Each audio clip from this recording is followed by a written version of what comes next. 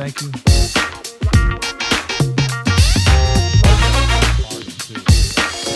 And the time. Yeah, And the time. People asking about the time.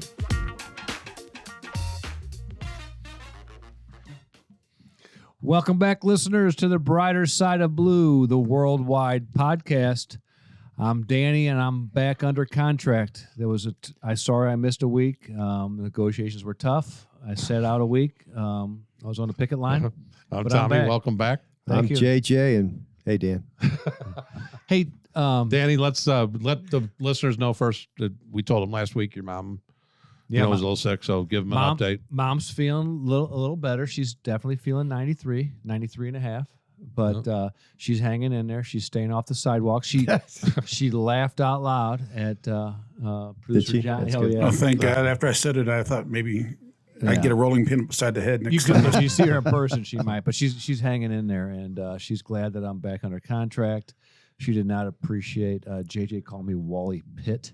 Pip. This is how JJ is. Every once in a while, I have that slip of the tongue. Yeah, Wally Pitt. Pretty fun.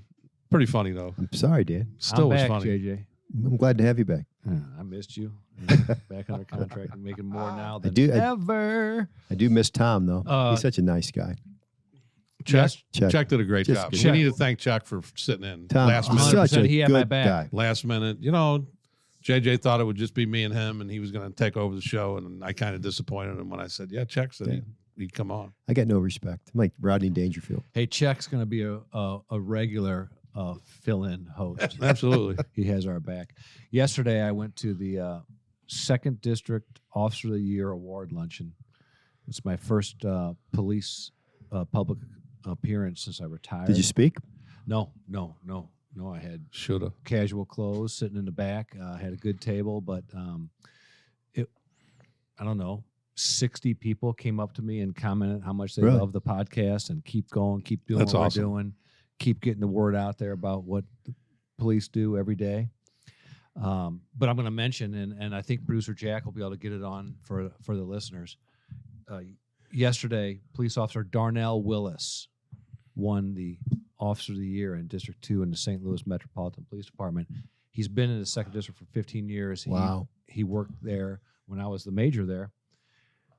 What an unbelievable character this Good guy man. is. He's Good always person. got oh my God, he's got the professional demeanor no matter what he's doing. He's a guy that's never had a bad day. And so I want to congratulate him. Darnell That's Willis. awesome. Yeah, Thank you, Darnell. Yeah. Good job, brother. Way Hey, to go, buddy. He's strong. Do you know him? I know he is. I've met him. Don't know. He's a man of fine character, and he represented well. Hey, and I'm what proud we of did him. yesterday while you were at that luncheon? No. My unit covered 2nd District. Oh, Mobile Reserve. Here we go. There, the 2 degrees to get right JJ. back. Right Shit back. Saying we doesn't happen covered. without They JJ did a being good job, involved, dude. and they got a lot of calls. Did they really? They did. Yeah. Did they know how to handle them? That's a problem. They did. I think so. That can be a jolt to people that haven't handled radio calls in a It's hot good minute. farm. It's good reality check for these Yeah. guys that work in this unit. There's Appreciate a lot of where they're at. problems out there that a lot of people don't think are problems, but Oh man, the 2nd. they're We're in problems. we're in 32 states in every country now. Come on now. 32 states. Look at that. Keep spreading the word. That's our people. It's our people. Started all with a bunch of text messages. We'll be able to get videographer Jack on here to give us Right. a social media update here shortly. But we're doing well, and I couldn't believe the outpour of appreciation for the podcast. No, it's pretty neat Right. when you go out and So seriously, any high-ranking officials say it? 2 past mayors, Really? 2 ex. I guess I should. Look at have 2 ex mayors knew about it, liked it, listened to it. 1 ex commander. I'm not going to put him out there, but Why? I could. It was Choppers. Kenny Lambert said. Kenny's a great dude. Said he went to the grocery store for his wife, and he had 6 minutes left to go on a podcast, so he just sat in his driveway, and people are looking at him like he wanted to finish off the podcast. And so, Yeah, he's a I great used guy. to do that when I have a bet on a football game and it was on the radio. oh yeah, And it'd be like it would be in and out on the radio, but it wasn't on TV. And I'd sit in the car just to see if I won my bet. Well, I got a story for that. I remember being in a golf tournament with you, and you had a bet on something. It was and we were in the phones didn't get great service back then, so we were down in the valley somewhere, and we're like, "Where the hell did Sawyer go?" And he was like, He's checking on his back because you couldn't get a signal. Remember this? You couldn't get a signal in. I don't. So you rode your golf Doesn't cart. sound. I don't remember it, but We finally just I kind of believe like it. we played without you for like 2 holes till you caught back up Right. because you got to check your scores. Did you miss him? I'm glad you went to Gamblers Anonymous and you got right. cured that. I'm done now. I know it's good. One Thank God. quick story One of mine. from yesterday. I saw retired Captain Bob O'Danny. Remember his nickname? Mm-mm. Bottle Rocket, because he was famous for his temper. And so, Okay. yeah, I thought he Bottle was Rocket. famous for throwing So- bottle rockets at No, people in the toilet or something. no. Hey, Captain O'Danny had a little bit of a temper. You better. He was a very stern, professional captain.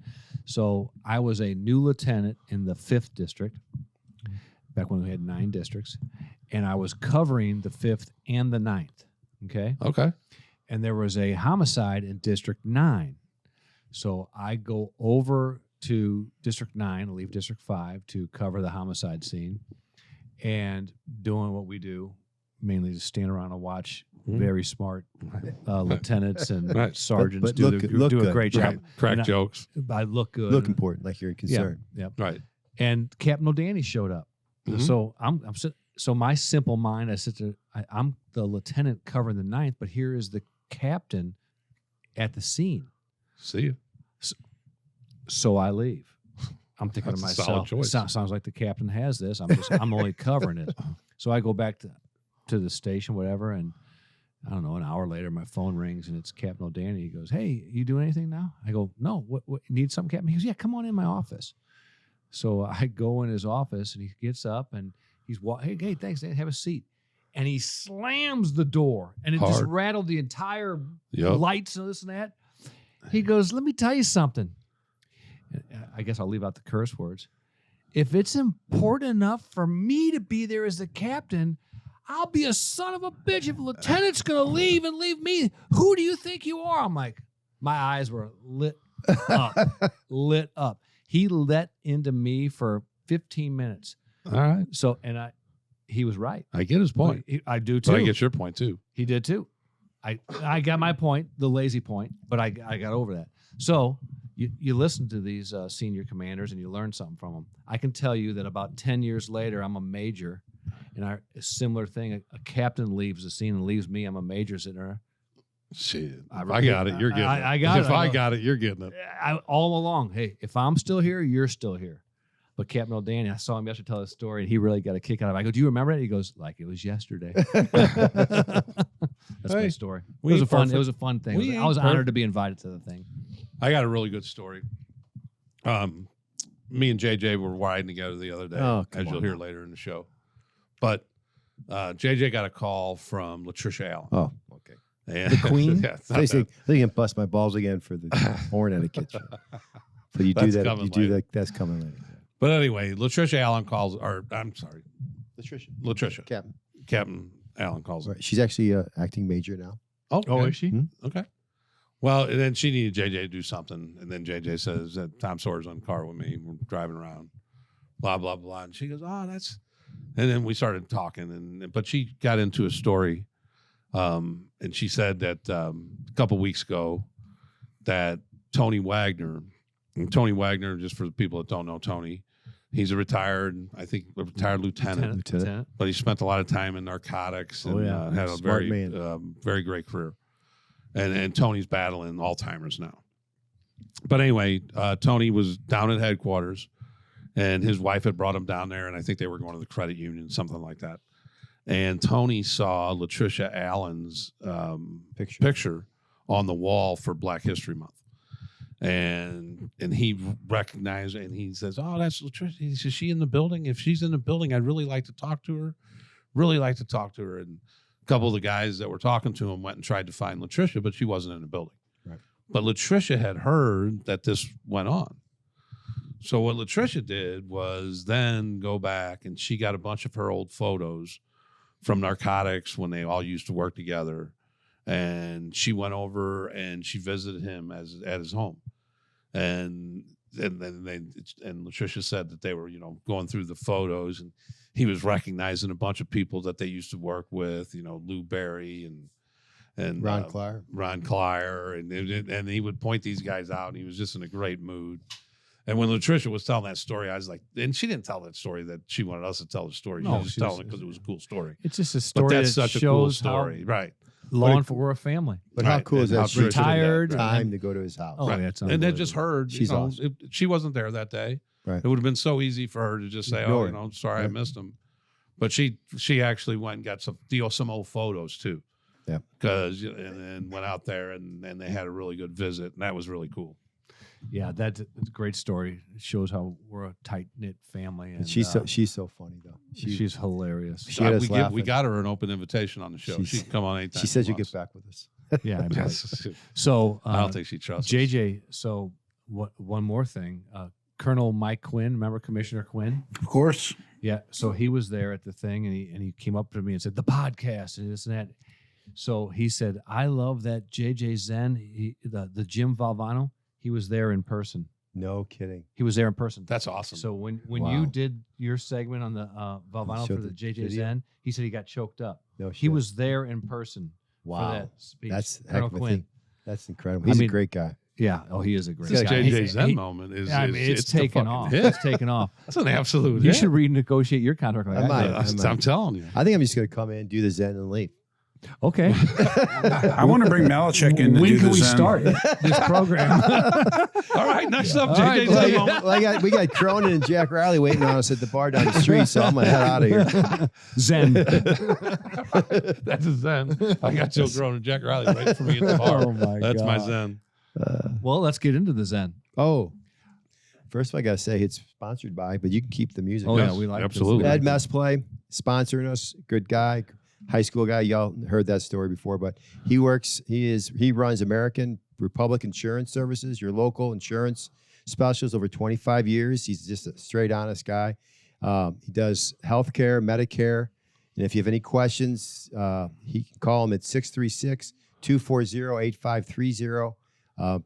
He's an honest, good as gold guy, and I really think that if you need something, give him a call. Yep. Keep the Cancel- family tight. Yep. He's a friend of the show. He's a Cancel friend of all of your our insurance. listeners. Let's go. I hope he shows up Call on the Ed. 28th. Yep. Oh, what's happening on the 28th? Well, let's We'll get go- let's get my get there in a Can I minute. get my Zen on the way, Dan? Oh, yeah. That was kind of, oh, my God. That is so bad. I deserve whatever comes my way. Colonel right now. Quinn just called your name. Here's my, all right, here we go. If you are depressed, you are living in the past. If you are anxious, you are living in the future. If you are at peace, you're living in the present. Okay. JJ's knocking these Hold on a things out second. the Say park, it again, man. though, because that's If you good. are depressed, you're living in the past. If you are anxious, you're living in the future. If you're living in peace, you're living in the present. Come on now. That's a good one. strong. That's a good one, right? That's an unbelievable. I mean, one. JJ's just swinging for the fences, dude. Yeah. And I'm not, that's actually a real Zen guy. Like one of those Hindu, like Yeah. the people that kneel. And I can't pronounce his name, so I'm not Right. going to tell it. They do No that. one's ever heard of him. They- Yeah, that's a do good the one. little Buddha stance. The people that kneel. The people that nobody No, else I can meant kneel, kneel. but I meant- these particular people, No, nobody I- else can kneel. And that period. came from American Republic Insurance, Ed Messplay, 636-240-8530. Thanks, Ed, again, for sponsoring us. Let's Yes, just say thank you, Ed actually said that too. Ed gave me that one again. We'll give him the credit. I don't know. Can he kneel? Yeah, you can kneel. I He's an meant athlete. legs crossed, arms crossed, and they just That's sit a there Buddha. all day. Right. All- That sounds like something all that would- day. I don't do anything. This all was a day. Chinese Zen guy. That was a very good Zen. Thanks. I think people are. It was Getting, powerful. I think people are getting something from your Zen. No, because I hear it repeated, so I think they're getting something from it. I really like that one. Our listener, Mary Michelle, Yeah. it's very interactive. One of our best listeners. She's always emailing us great ideas and questions and different things. And she came up with a Zen like JJ T-shirt, but it had JJ's picture on it. And Danny said, "Who's gonna wear? What dude's gonna wear a T-shirt with JJ's picture on it?" Don't kid yourself. He'd wear it. Got plenty of pictures on T-shirts, like Chuck Norris, Yeah. Jimi Hendrix. Jimi Hendrix, There you go. And then JJ. Ozzy Osbourne, all those people. I'm with you there, buddy. Yeah, I'd wear a JJ shirt. I was fashion before fashion was fashion because Shit. even when Tell me I about went it. to You a think million she'll- concerts with John Frank and his brother Joe Frank. We went with Grandma Frank. When we couldn't drive yet, she would take us to concerts. Grandma Frank was probably 72 years old at the time. And Rocking.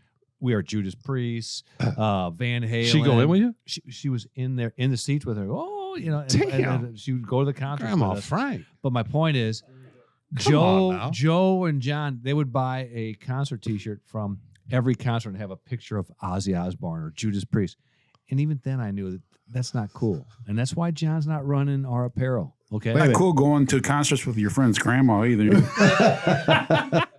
Hey, John, can you stick Might as well my? get a shirt. I think John wants to stick my apparel in his apparel.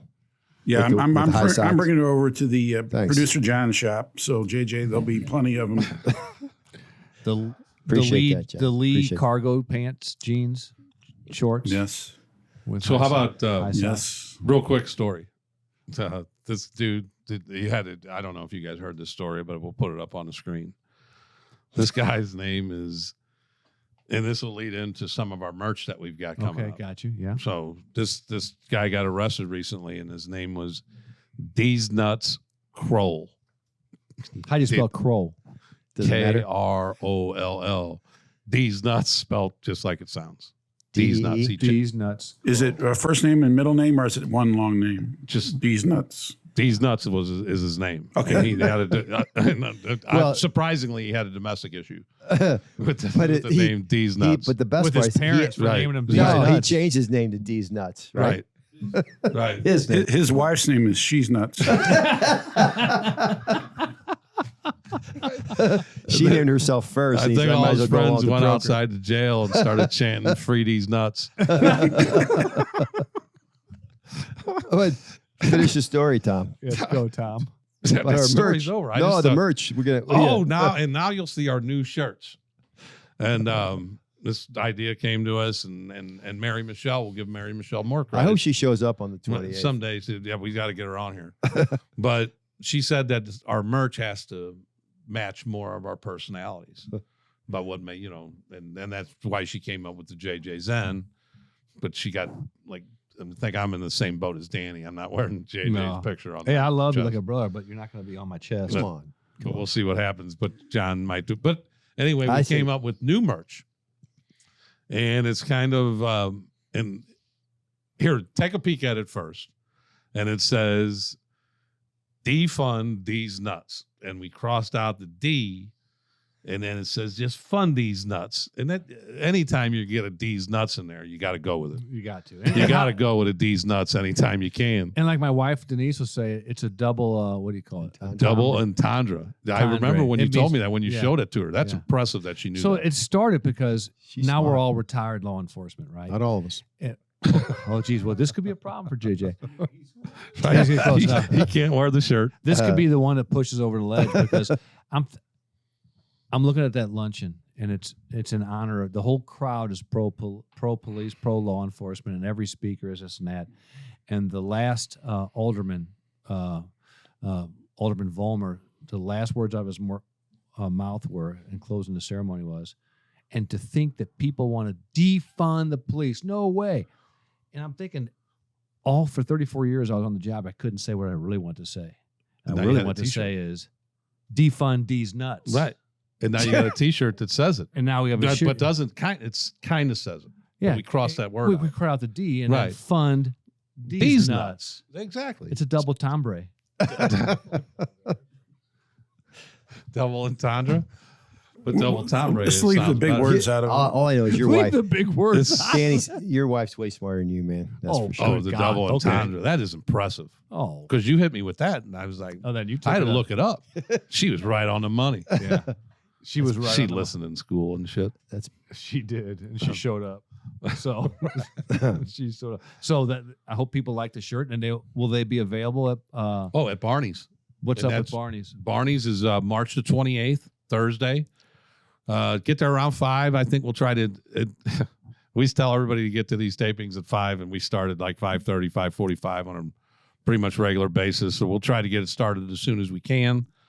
Got some great guests with John Heffley and Mickey Regan, and now Vinny Stalin's coming on. Oh, I didn't know about this. This yeah, happened he's when I going was to be on our strike. officer of the show. He's Vinny gonna be the Stalin- officer of the show? Officer of the show. The first time he's ever gotten an award is being for a policeman. Yep. And For being a- being on our stuff. Are Damn you right. kidding me? Yep. First award he's ever gotten, baby. Oh. Come on now. That is strong. I think we just made that up, but we're going with it. Right, He had lived that. I have totally. no idea if that's a correct statement. So for people listening in Singapore, Officer retired Vinny Stalin is a He ain't retired. He's not. No. That And he's dude's coming still on. And actually, hey, You got to be kidding me. Yeah. we brought his name up last week when you weren't here, and he wasn't real happy with. He was talking about suing us using his name. Because you without said that he had made more pranks than he had arrests. I So he's stand by thinking my about it. statement. I stand by my Thinking about suing statement. us, He's dude. world class. That's okay. He's world class. we don't have any You gonna money. defend us? He can Oh, sue the heck out of pro us. We got bono. no money. Yeah. 0 times 0 is 0. But No, world he's coming class. on, and then we're going to do after the show with John Frank. That'll be fun. I'm John's just going pumped. to keep the mics rolling and get some of the stories. Whether you want to tell stories on us, tell stories while you were in the Central Patrol Detective Bureau, or just tell stories in general. Just policemen that are in the area that have a funny story. Because, like I said, we try to entertain you guys as much as we can with some of our stories, but there's so many stories out there that we'll never get to, that we're just trying to get what we can get. I think, what does that lead into, Danny? I think that might lead into our mission statement. It does.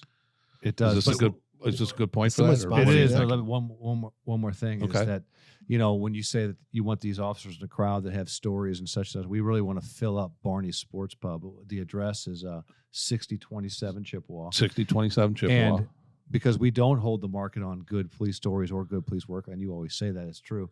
That's why it was so hard to renegotiate my contract, because anybody could take our seats, Absolutely. because if you're pro law enforcement and you want to Absolutely. sing the song, you could sit here and tell good stories. And It's some of the just- guests we have, you can tell that Yeah. if they wanted to do this, they could do it too. Yeah, 100%. And I'm glad we started it. And you never know how long we're going to last, but it would be great for other people to step in and pass the and torch, but we're going to continue keep the doing word this. steady, and we do have a mission statement. Absolutely. And then that's it. So just a little quick funny story is we got yelled at. And Jack says, "Hey, why don't you guys try to just like work that mission statement in, like, instead of reading it like it's a hostage letter at the beginning at the beginning of the Colonel show." Frank hostage letter. Right. It is. So yeah, our mission statement is sponsored by Jeff Jensen with Hush Blackwell. He really agrees with what we're trying to do here on the show, and really all we're trying to do is memorialize all these great stories that policemen have, the characters that are involved in these stories. We want to do it in a positive way that that everybody can be proud of us. We understand we're not perfect. Nobody's perfect. There ain't no corporation or anybody that's perfect out there. But the people involved in this profession are some good people, and they're just normal people. And that's what we want to bring along, the humanity of it all. We just want to have fun doing it. They're family people, right. and they work hard. And our officer of the show this week, one of his great pieces of work was a conglomeration of efforts between multiple jurisdictions, Right. and they brought in a serious car clouder ring. And every one of our listeners either has had their car broken into or knows somebody that has. Right. And our officer of the show this week brought in a whole ring of Yep. those fools. We had fun with him. Had a lot of fun with Joe Cronin and Jack Riley. Jack Riley. They were really impressive stuff about the border and a little bit about El Chapo. And we really set them up to they're going to come back on the show to talk about different investigations that are at that higher level, the wiretaps and the different things that they do that are just fun. I think as of all our podcasts, for me, that was the most interesting. I thought they were just unbelievable. Right. And then we could have went on for 5 hours. Unbelievable. Yes. So that we're going to have them back on occasionally just to keep talking about different 100%. stuff like that. I mean, you did a great job of setting them up as experts. I mean, they are experts on that. Dude, their recall and their it's unbelievable. my least favorite expression of all time is something that producer John brought to the table, and I hate it to this moment. But those two are definitely schmees, right, John? Subject matter experts. I hate the word, and he brought that to the table. I think in our John's got pre- a couple things too that he wanted to bring up. Yes. Look at his face. Is I he a don't think so. schmee? Is he a schmee? I don't know what I say I'm telling you, dude. SME. Oh, He Smee. said, I got Okay. something. I got a couple things. All right. First of all, earlier in the, in the progress of the show, you guys had this a half hour of debate about pies having to be round or can they be other shapes? Well, today is National Pie Day, but it's PI Day. Well, a pie, which is, it's by definition is the ratio of the circumference of a circle to its diameter, which is approximately 3.14. Well, today's 314. Today we're recording this, so Our zip code. we are in this area code. Area code, Area, JJ. oh, yeah, I met area code. Same thing. Except for we're in 636 right now. But so anyway, You knew what I meant. so in honor of National Pie Day, we're going to retire all pie talk on this show. So and it's also Albert Einstein's birthday today. It is. He was born on Pie Day. Yes, I don't know if we can agree to this. Now, Yeah, well, he's the not boss. discussing But, pie anymore. hey, let me tell you something, I think Jack will back me up on this. Jack. Because it's just wrong. I know different. No. the other thing, And JJ hates the Hey, conversation. I had to admit today about the zipper. Okay. So in traffic. Okay. So well, we talk. talk don't about ruin that. it, but we do We talk talk about about the this. zipper I had to merging fall- in with. I can fall on the sword. You can fall on the sword. Okay. You're wrong. I'm going to let it go now. He still Okay. can't. For right now. He still All right. can't. He still can't. No, I'm going to let it go right now. Okay. The producer John's my boss. We just negotiated my contract. What'd I'm you going to get? leave it be. We can bring it up if Mary Michelle calls and says she wants to talk about if a pie is round or not. Then I'll She does. She's giving us good questions coming up. Is she going to be She's- at Barney's? I don't know. I She don't needs know. to be. We don't really know who she is or where she's Yeah, from, she do we? just She'll introduce herself. And if she does, She knows a lot of the guests. if so she introduces herself to me, I will buy her a T-shirt. She's kind of like Huggy. And if No you one hear knows this, who Mary she is. Michelle, I'll She's- buy you a D's. she's our D's gal Nuts Huggy. T-shirt. She She's our just gal goes by Huggy. Mary Michelle. Mary And Michelle. then there's Huggy. Speaking of Huggy, and speaking of Jack, so last week's show, Jack announced that he's on the prowl.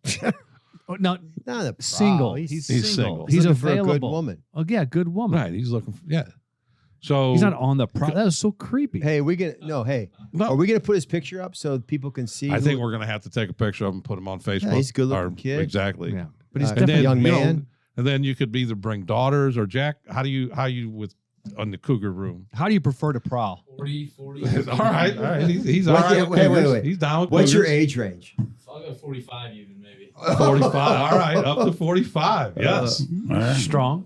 Thank Strong. God. Huggy, what price we starting at? A couple beers. Huggy says we're starting at 1,000. Oh, I think just a few. Let's start low. A couple beers and then go from there. ask a bucket of beer. We'll turn them over to you. You can have them. So that may go down at Barney's. We're contemplating that. We're looking into some legalities of it all. It might not work. No, you can have it. That's legit. The lawyer that's going to defend us against Vinny Stalin can give us some advice about that. Just get one lawyer, one lawyer. show, one lawyer. Cover it all. Hey man, you got to cover this whole We're show. going to get a lawyer that's a shmee. Subdramatic expert. Exactly. Damn Hey, right. while we're talking about Jack, do you think now would be a good time for Jack to give us a little bit of a social media update? Here he comes. Look out now. Yeah, definitely. Put some clothes on, for God's sake. Okay. Definitely. Yeah, I am single. I do want to just reiterate that. Yeah, we're approaching the mark of what we're looking for on YouTube, and that's really where we want you right now is go to YouTube. We're about 70 subscribers off from hitting our mark. So the brighter side of blue on YouTube. You know we're on Twitter. You know we're on Facebook. We're on Instagram and TikTok. So, if you want to see these clips, you got to go check us out. Jack is killing these shorts, isn't he? Yeah. Hey, let me ask you though. We're trying to make money to pay Jack, right? Right. Yep. So I think he should donate himself for that night. So the highest bidder, the money goes to the podcast, and he has to go on a date with her. It's kind of like a double Tom break because he gets And the money. we'll give you a couple $20 or something. So That's for the straight date. up pimping. he gets the That's money. okay. and That's He's a Gen legit. Z he donates it PIMP. to us, and we Hey, give it right back to It's him. not pimping. It's a fundraiser. That's same. Right. Every fundraiser is a pimp event. And no You're matter, pimping something. and whoever wins, you're going on a date, brother. All right. Who's going to decide where we go? Is that It's up to you, brother. You're going to go to a sponsor. You're I gonna said, we buy- got a you're gonna boss go on to- that. you're We gonna got go a to boss Col- on that one, You're going to go to John. Barney's. You're going to go to Columbo's. You're going to go to the insurance agent's basement. Go meet Ed somewhere. We could use Justin as your lawyer. I'm excited for him. I hope. Oh yeah, this is gonna be a hope big some- night. Hope some of them I'm show up. liking it. I'm liking it. What else we got, Tommy? I don't know. Producer John, you got something? Do you got an article for us or anything? Yeah, I've got an article. It's an older. Here we go. You know, I spend hours combing the stacks downstairs, and Hours. it's just, you know, there's so many larcenies and assaults and that it's not interesting. So this one, I read the headline and it caught my interest. It's from 1909 from New York State, and it's prize duck ate yeast, rose up, and exploded. So this guy, Silas Perkins, he's got this prize duck. He's very proud of it. What's his name? Silence? Silas Perkins. Oh, Silas. Yeah. Well, Silence. he had to report to the Board of Poultry Trade of the explosion and utter annihilation of his prize duck, Ramadamathus. What the heck is going on? Well, Ramadamathus was a Prize duck. and this is even better because he wasn't just a duck. He wasn't just a duck. He was a Keokuk duck. He was a Keokuk duck. Keokuk duck. Anyway, Silas went down to the local grocery store and bought a cake of yeast, left it laying around. The stupid duck ate it. And Why is it the duck's fault? Did he get charged? The owner got charged. yeah, he blew up the next And day. the duck blew up. And there was a stiff wind that day.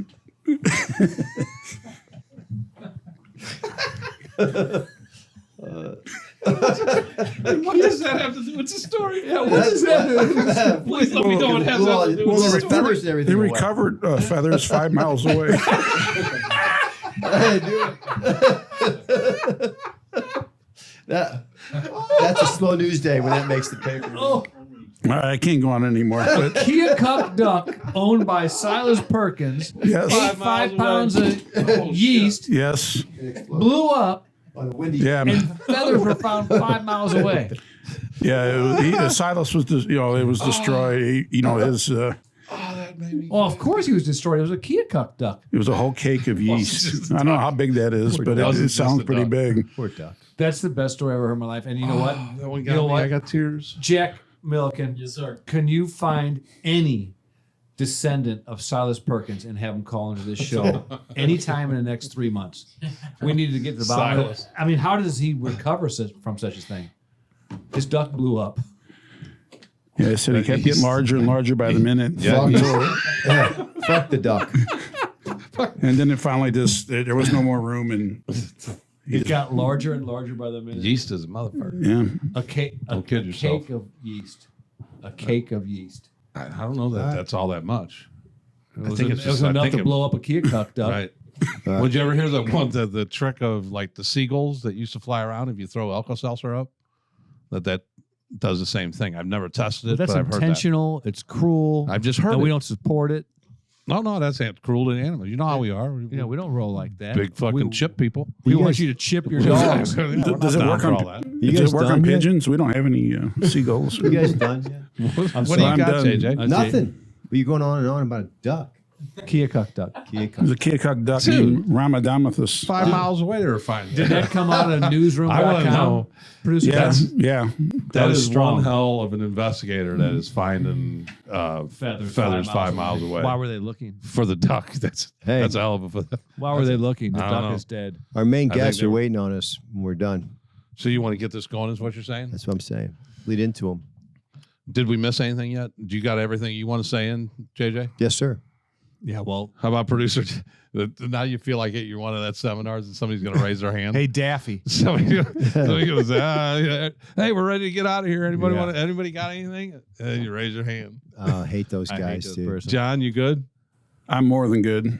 Well, All then, right. well, then Huggy, we're going to Jack? get into the very first start of our Joe Cronin and Jack Riley. That was some good stuff, dude. good stuff. You guys It are was in for incredible. a treat. It's just the very tip of the iceberg what they're going to bring to Yeah. the table to our podcast. Very know how that interesting. goes. Very, very interesting. And Well, then there's- the officer of the week was good too. was? Oh, Jeff Senior. Jeff Senior from Sunset Hills. And then we got interrupted. And by a you guys will- hailstorm. Yeah, so you guys will hear that. You know, we had to shut her down. Yeah, Shut there's her hail. down. Yeah, the look on your face and Jack Milligan's JJ's face out. is the first time you've JJ, ever look seen. at JJ. He's out.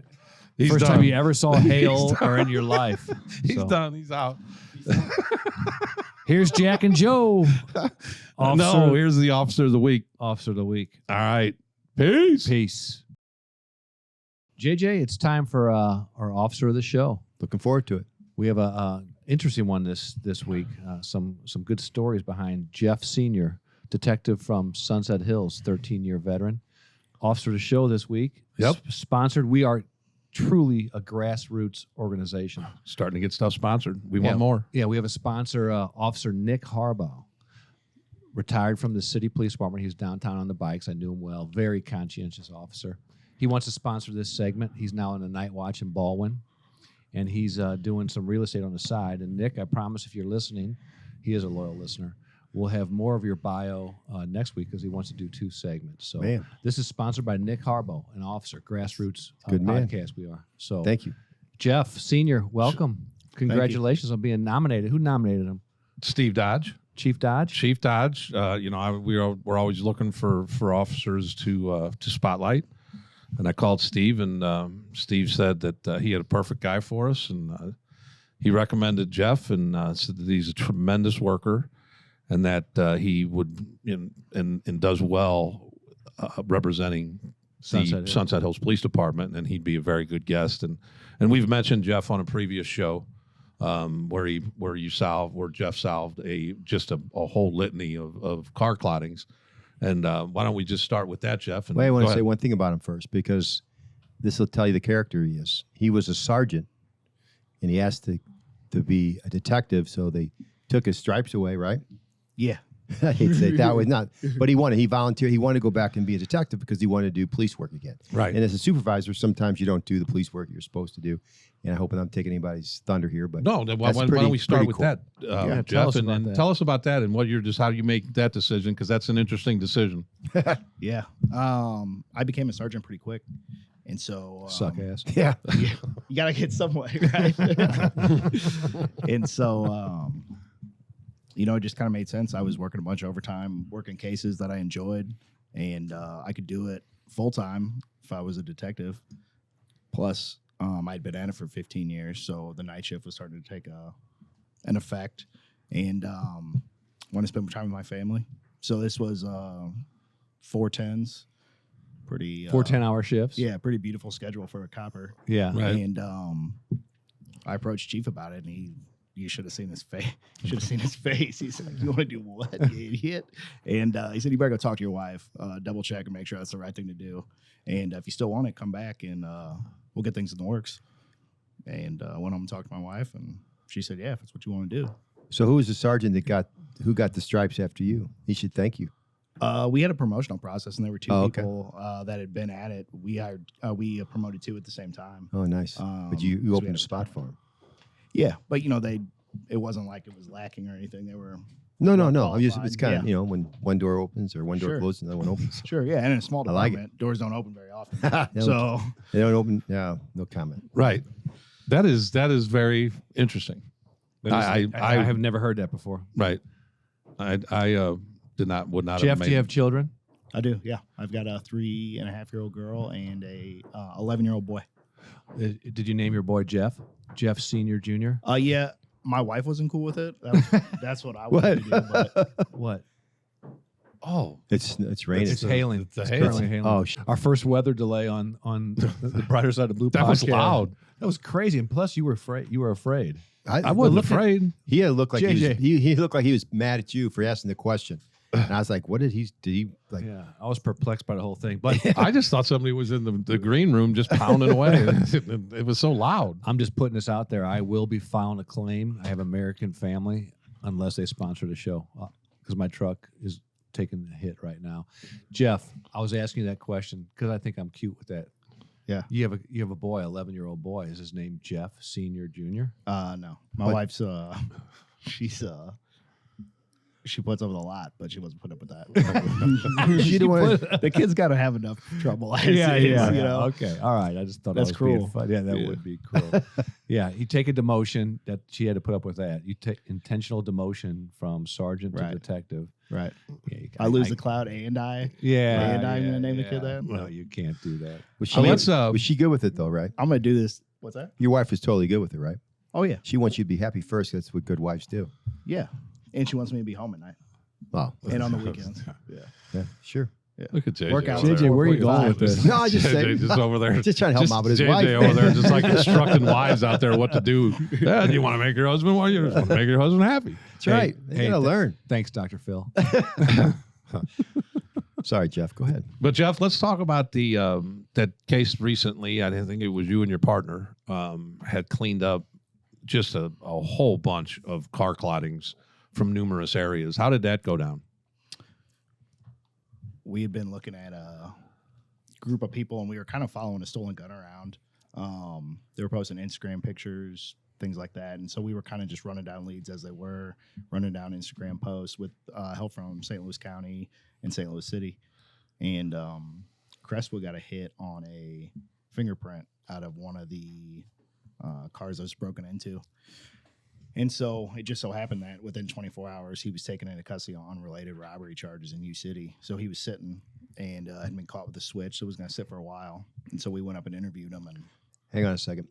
Explain what a switch is, because we come across those. A lot of people don't know what that means. Yeah, caught with a switch. it makes the Glock fully automatic.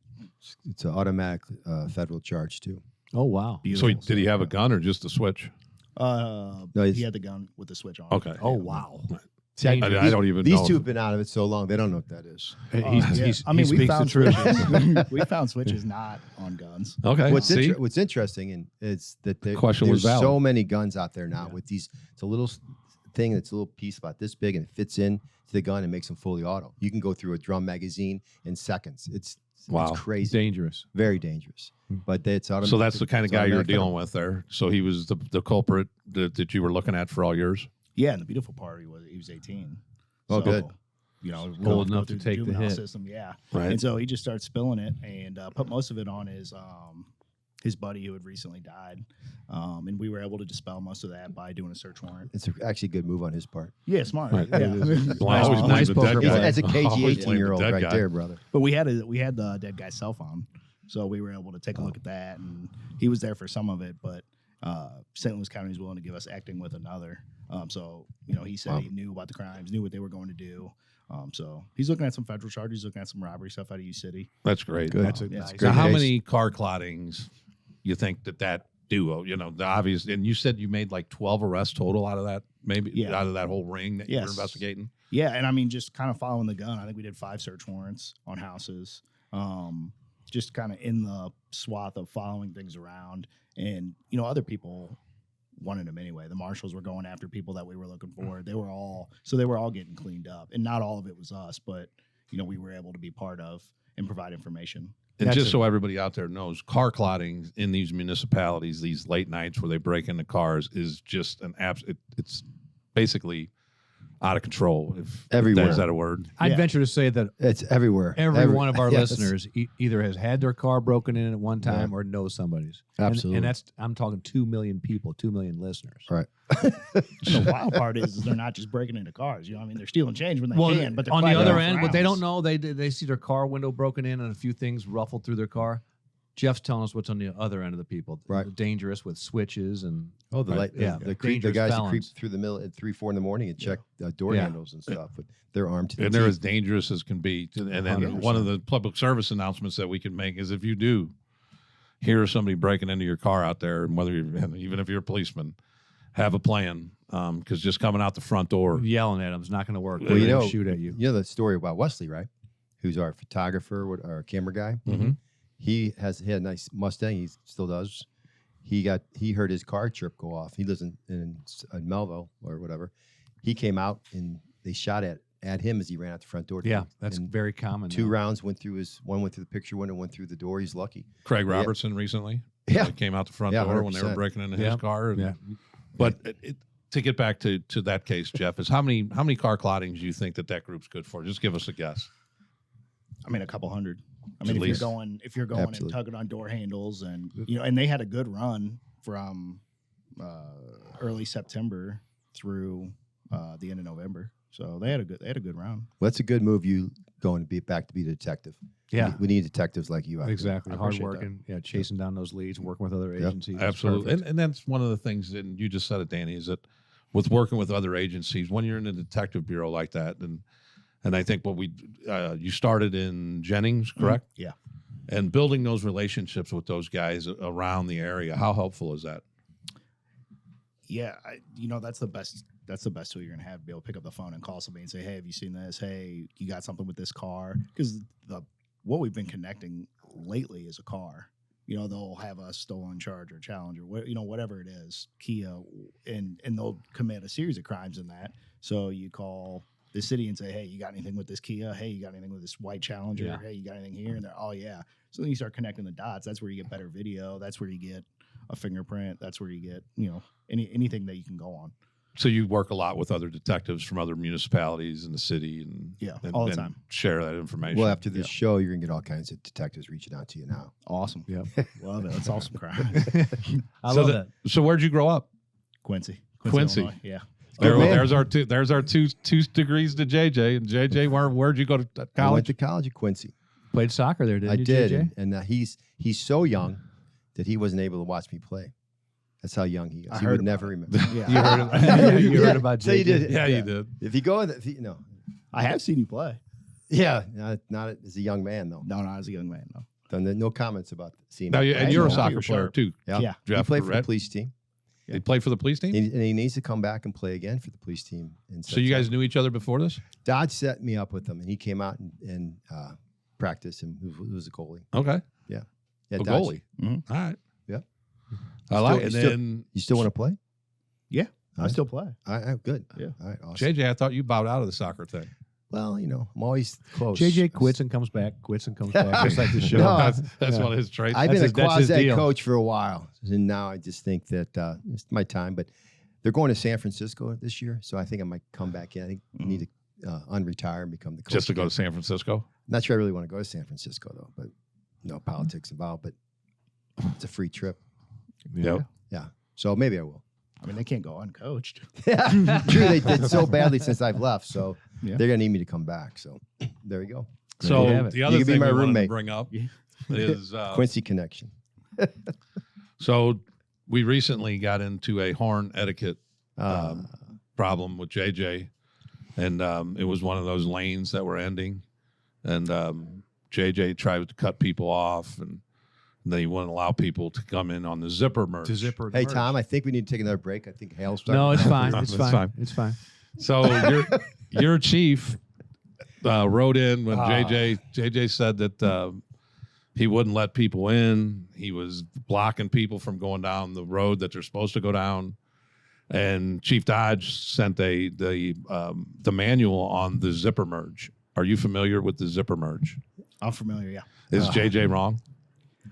I got a lot of respect for JJ. So I knew this was going to turn on me. I'm gonna say the Chief's right.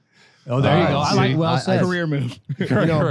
So say, But- but you need to say Danny was right. I'm the one that said Danny the zipper. did But I say didn't that. know about it. I didn't hear you did. talk did about say- no zipper merge. Oh, he did. I was the one Absolutely that did. said it. So the correct, He did. You did. But- Dan. I'll give you that. Thank but you, I bet you JJ. 80% of the people don't know that what you're actually supposed to let people in, not block them off, Right. JJ. That's exactly right. And actually, Huggy brought it up earlier that said that if the ones that zing down there real fast, it's not supposed to be like Mario Andretti. They're supposed to just ease down there. So that's what was Okay, getting that's- you. that's It what wasn't the bothering fact. you? That's so what it was the bothered fact that you? he was driving too fast. They all drive. They zing down there at the very end. I still think that's BS. And when I blocked them, and I get so many, I've done it more than once, and I've had people pull up after me and give me a thumbs up. Like, Well, they're Good wrong job. too. MoDOT See, we need talks to about the change- zipper merge. We need to Hard. retrain people. we do. Yeah. Exactly. We need to retrain people on the zipper You merge. can't cheat and go flying down. As soon as It's you not see- cheating, JJ. Let's move on. All right. I'm good with moving on. It's not cheating. It's not cheating. You were wrong. Jeff, I thought we were friends too, buddy. I mean, I don't come think on. I threw you under the bus. Well, you said I was wrong. No. I said I support the Chief. That's I had a lot of respect for you. That's a good move. You better He support played the it chief. up. Yeah. And you know what sucks is Yeah, the he chief used to be my partner, and he just threw me right under the bus. He actually warned me that he was going to go at me. So he texted me the next day or called me the next day and says, "You're totally wrong." And he sends, the arrogant bastard that he is, sends emails or those little He sent the whole thing packet on the zipper merge. Yeah, and you can click on it and show the whole. I didn't read I it. think we need to push that because that causes a lot of road rage. That zipper does. merge issue. The horn etiquette and the 'Cause zipper you merge. showed- We're going to solve all road rage. I mean, Did at you least see he gave some- you a heads up? You saw some. Actually, I think it's a good time to bring it up. You saw Do some you road really? rage. Yeah, I think it's a good time to bring Yeah, it I up. witnessed a road rage, and it was unfortunate for him because he was making a right turn on Jameson, this particular individual, and a person was making a legal left turn with a light, but wasn't going fast enough, and laid on the horn and gave all the motion like, let's get going. Then he makes the right turn. It was Captain Steve Hobbs. Uh-oh. Retired Captain Steve Hobbs, and I was eyeballing him as he went by. I'm like, you're that guy. See, I think we need to give You're him- the mad guy. So, hey, Steve, I know you listen to the podcast. Is everything okay? You feeling better? You got the anger? I think he needs to come in and defend himself at the 3rd District function that we're having. He'll be at the 3rd District function. I think we need to get him on the mic to Because I witnessed the find out what was entire going thing on. from start to finish. He was very angry. And I witnessed another. I witnessed a JJ violation. I was in the car with him, Yep.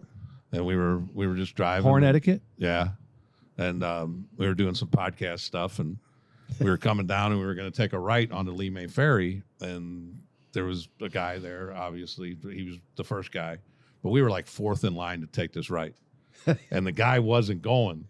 He was something was wrong. He wasn't paying attention. He was old. Something was going on. But you were 4 cars deep. 4 cars deep. JJ hit the horn 4 cars deep. That's a violation. It's a lie. No way. It's a lie. And No way can you it do was. You cannot be it 4 was- deep and hit it the wasn't. horn. It was just a little. Hey, wake up, old man. And that's how it was. It was probably somebody that dated your mom back in the day. When they were right next to him. I could. And we felt bad. We just went by and waved to him. He is totally clueless. But you were 4 deep. If you're 4 deep, you have no The person in front of standing. you thinks they're honking at them, Exactly. and then they get mad. Exactly. No, You they can all- cause a chain reaction. they road all knew. rage. I actually think one of the guys actually in front of me beeped his horn too at the same time. Then, and rightfully so. But if you're 4 deep, you shut up. Right. You're making me look bad, like I'm got this anger when I drive. I don't. I think you're a little on edge. I don't disagree. I need to But- retire. That's what I Right. need. Let's get back to Jeff, though. But Yeah, Jeff, we you were started way in offline. Jennings. Yeah. And Jennings is different than Sunset Hills as Yeah. far as the kind of calls you get. Did you learn a lot in Jennings that helped you to become a better policeman and a detective when you went to Sunset Hills? Yeah, I kind of feel like Jennings is like the city in 1 year, 7 year, dog years. Yeah. So by the time I came out of Jennings, I felt like there wasn't anything that was going to happen on the street in Sunset Hills that I You'd be had stumped. already Yeah. seen. Yeah. So yeah, and you know what? They were good people. The guys there taught me how to be the police. Who were some of those guys? Dave Nerviani. Oh, okay. Yeah, Yeah. Ben Granda, and Jason Whiteside.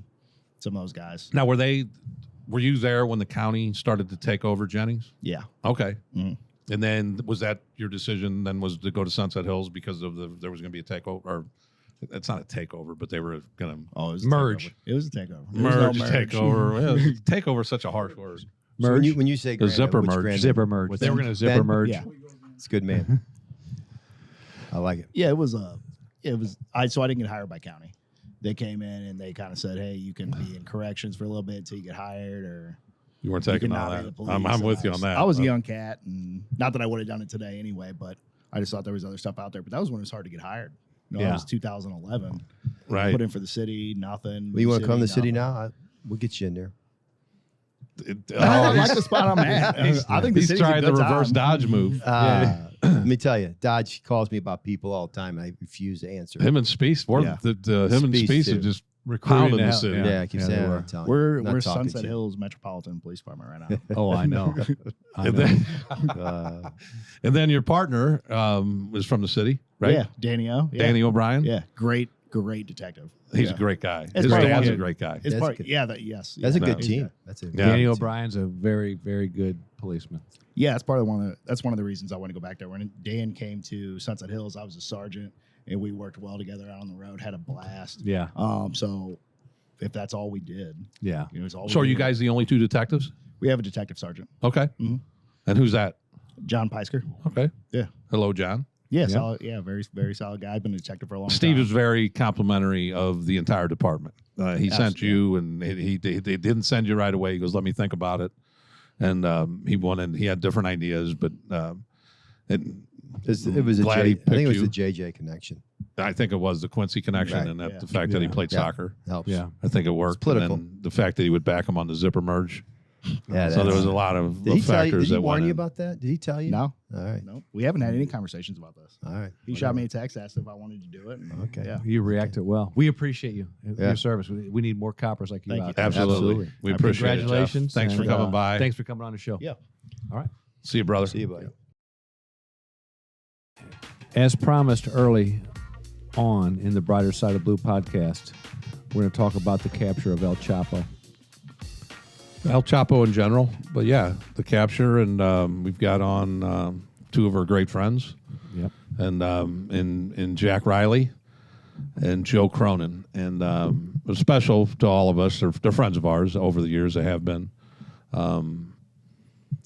When I was in DEA from 2003 to 2010, Joe Cronin was my immediate supervisor for many of those years, and Jack was the overall supervisor for many of those years. And we did a lot of work together. Had great times. I know JJ ran with us a lot in Mobile. Yep. But it was one of those periods in my career that was unbelievable. So I worked with Jack, and I worked with DEA at the time. But Jack, in 2003, sent me back to the police department to work with the violent crime task force that they were putting together. So I had the pleasure of going back and forth between DEA and the police department. And in the police department, I worked for Tony Lockenick and Joe Spees. So at one time, I was working with my direct supervisors were Joe Cronin and Tony Lockenick, and the supervisors above them were Joe Spees and Jack Riley. Jeez. So that's a pretty good year. That's a I good can't squad. believe they didn't fire you. Right. Me neither. Joe, did he ever write a report? It was tough. It was really tough. That's I heard that's a some no. of your podcast stuff about you getting at him pretty heavy when he was working for you. I pretty much just let it go. I didn't even try anymore. That's a no. Yeah. I had a, and then they put me with Leo. Usually I had a wingman that could put together a report, and then I started riding with Leo, and we had two of us together. So, But it was I fun. have to interject because you're a prolific writer. You're a very good writer. You just Yeah, you chose ruined not his, to. You ruined his image. You ruined his image. Chose not to. Hey, Joe, how did you find out? How did I find out? He never turned anything in. You know, he would every once in a while, because we were getting stats like crazy on the violent offenders. These guys were arresting 2 or 3 a night, and he'd have to come back and write it all up. And when he wrote it up, I was like, wow, this is pretty good. I mean, complete sentences, good verb use, nothing crazy. It was his wife that wrote this stuff. Yeah, he didn't Take him like home. he didn't like the DEA way with the indexing section and none of those superfluous reports like 202s. paperwork was 302. yeah. Didn't even have the paperwork was unbelievable. It is a lot. It was, but thank you guys for coming on. We're going to talk a little bit about El Chapo, but we're going to get to that later. We're going to get to the St. Louis thing. And first, I want to get to Jack Riley, and Jack's had a great career. Jack came here. What year did you come to St. Louis, Jack? 99? Yeah, later part of 99. And you came as an ASAC, which is an assistant special agent in charge. For those that don't know the hierarchy, each division has a SAC, which is a special agent in charge, and the person under him is the ASAC. And Jack came here to take that job, correct? Yeah, yep. And then we taught Jack how to be a really, really good supervisor. And then he went on to where after that, Jack? From there, I went to El Paso, believe it or not, as a special agent in charge. I then got brought back to Washington, where I started and ran organized crime drug enforcement fusion center. From there, I went to Chicago as a special agent in charge, which is the city I started in. And then I got brought back, promoted again to the chief operations of DEA, and then I retired as the deputy administrator of DEA, which kind of like the CEO of the agency. You run the day-to-day stuff. Yeah. Basically, the second in charge. Would you Yeah. say that? Yeah, absolutely. But you were the top agent at the time. The highest ranking agent in the agency. Correct. And then the That's one thing legit. that you guys both had together is you both came from Chicago, correct? Joe, you came from Chicago? Yes. And then how did you become a DEA agent? I love this story. Go ahead. Talk about his early years. Yeah. So when I was I majored in geology and criminal justice in college. We do a and- lot of Geology that. and okay, that's what, rocks. Geology. It's like And- rocks and stuff. Yeah, I got a good story. it's like breaking rocks in the hot sun type stuff. Okay, You know, all right, kind of nice. close. But Got you. so I always wanted to do the DEA thing, and I applied in 1990, and got about halfway through the process, and they had a hiring freeze. So I went back. And I had to wait till '94 to apply again, but in the interim, I was a geologist for a couple environmental companies. Kind of moved my way up out of that, did some other things, and then Rocks to stones. exactly. And then in 1994, I reapplied again. Huge push to get in because there weren't hiring a lot of guys in DEA. So it took almost 2 years from '94 to '96, but it took 6 total. So the difference now, these kids are getting on in a year. And I was 29 and turned 30 in the academy, but never a policeman before. So it was an eye-opening experience. And then my first duty assignment was here in St. Louis. And then I meet characters like Sawyer and quite a few others. And then Leo. Leo is the only human being that gets into a shooting and then gets assigned to a specialized unit. A shooting that happened. Yeah, that there was a was a misunderstanding. misunderstanding. There But was a misunderstanding. Leo was all worked out. a wonderful human being and a Still The character. best. Character in all of himself, knows everybody. But a unique start, a huge learning curve, very big learning curve. Because I consider the DEA the gold medal or the Olympics of law enforcement or drug law enforcement anyway. So when I came on board, I knew absolutely nothing. And that was nice when Jack came and he kind of took me under his wing as a Chicago guy, which was really good. There was a couple of other Chicago guys.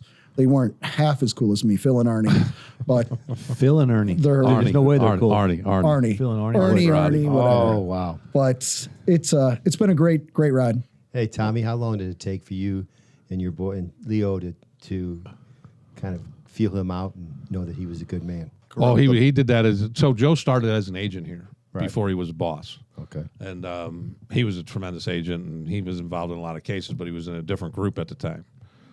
So then, if I'm not mistaken, Jack knew he was going to promote Joe, so he put him in the group 31 because he wanted him to ultimately take that group over, and I was in the group at the time. And to go back to his geology days, and I didn't know, and there was a point in time we didn't know each other all that well, but we were, we run into each other in the building or working out or whatever. And Wait a minute. when they put us together, Working out. I know what Yeah. you're going to say. I did Okay. used to work out, but anyway, Walk by the room at least. so we're coming down Highway 21. Me and Joe were out in Jefferson County for something, and Highway 21 is just cut right out of the mountains, right? So we're driving, and Joe starts in on the history of these rocks that we're seeing on the thing, and I go, "Hey, brother." I get it. You used to be with geology. I said, but you got to understand, nobody cares. And they didn't. Still don't. But one of the things too that I wanted to in this first one with Jack is that what we want people to realize, because we're going to have more agents from different municipal or from different agencies on here, the FBI, whatever. So what happens is that these we're all in groups, so they'll have 4 or 5 groups, and within each group there'll be agents and several people from municipalities, city, the county, and St. Anne, Chesterfield, all these places. And then, but Jack, over the years, I think one of the things that you were the strongest about was your relationship with the rest of those chiefs in the area. You know, there's no question about it. I'm remiss because I wanted to start this by saying there is absolutely no way that Joe or myself did anything single-handedly my whole career. And I'll be one of the first federal agents, and if they tell you otherwise, they're full of crap, that I never made a case that you guys weren't involved in, that our state and locals weren't involved in. And it's because of you that our agency flourishes around, not just domestically, but around the world. And this particular town in St. Louis, where we have talented people that work for the police department, and a bunch are sitting in this room, we're blessed. And so when people constantly say, oh, DEA did that, that's bullshit. We did things, even when we look down the road at what we did with Chapo, I didn't do shit. I was honored to work with and lead hundreds of brave DEA, FBI, state and local cops, state and federal prosecutors, and even our foreign counterparts. Without them, nothing happens. And I think that's also the strength of the difference with DEA, because our task force and strike force all over the country, they're manned by state and locals. I mean, there is currently, when I was running it, it was almost 50-50. Wow. Right. 50% special agents and the rest are state and locals. Hey, Jack. Yeah. To add to that, I went to Quantico for Duca as a commander of narcotics and drug unit commander academy. Every speaker from DEA that came in said we couldn't do this out with all there's commanders from all over the country. We couldn't do this job without you guys. So they were always quick to praise the local police departments, city police departments. So it's not like you're hiding behind it and acting like you're all that. You guys were humble and great, and it was a great 2 weeks that you guys put on that course. Well, I appreciate that, and it had a lot to do at the end with changing some of the things we were doing there. And no offense to the FBI, but I thought we were becoming the FBI, and I saw it there. No offense taken by the FBI. Well, they could come and I love them. I hear you. We've had a very spirited relationship over my career, and it's like anything; it's a personal thing. I've got dear friends, but I got a lot more friends in the police department, so I can tell you that. So I just wanted to get that out, no matter Absolutely. what We anybody appreciate says. that's important. This is your show, and what you do.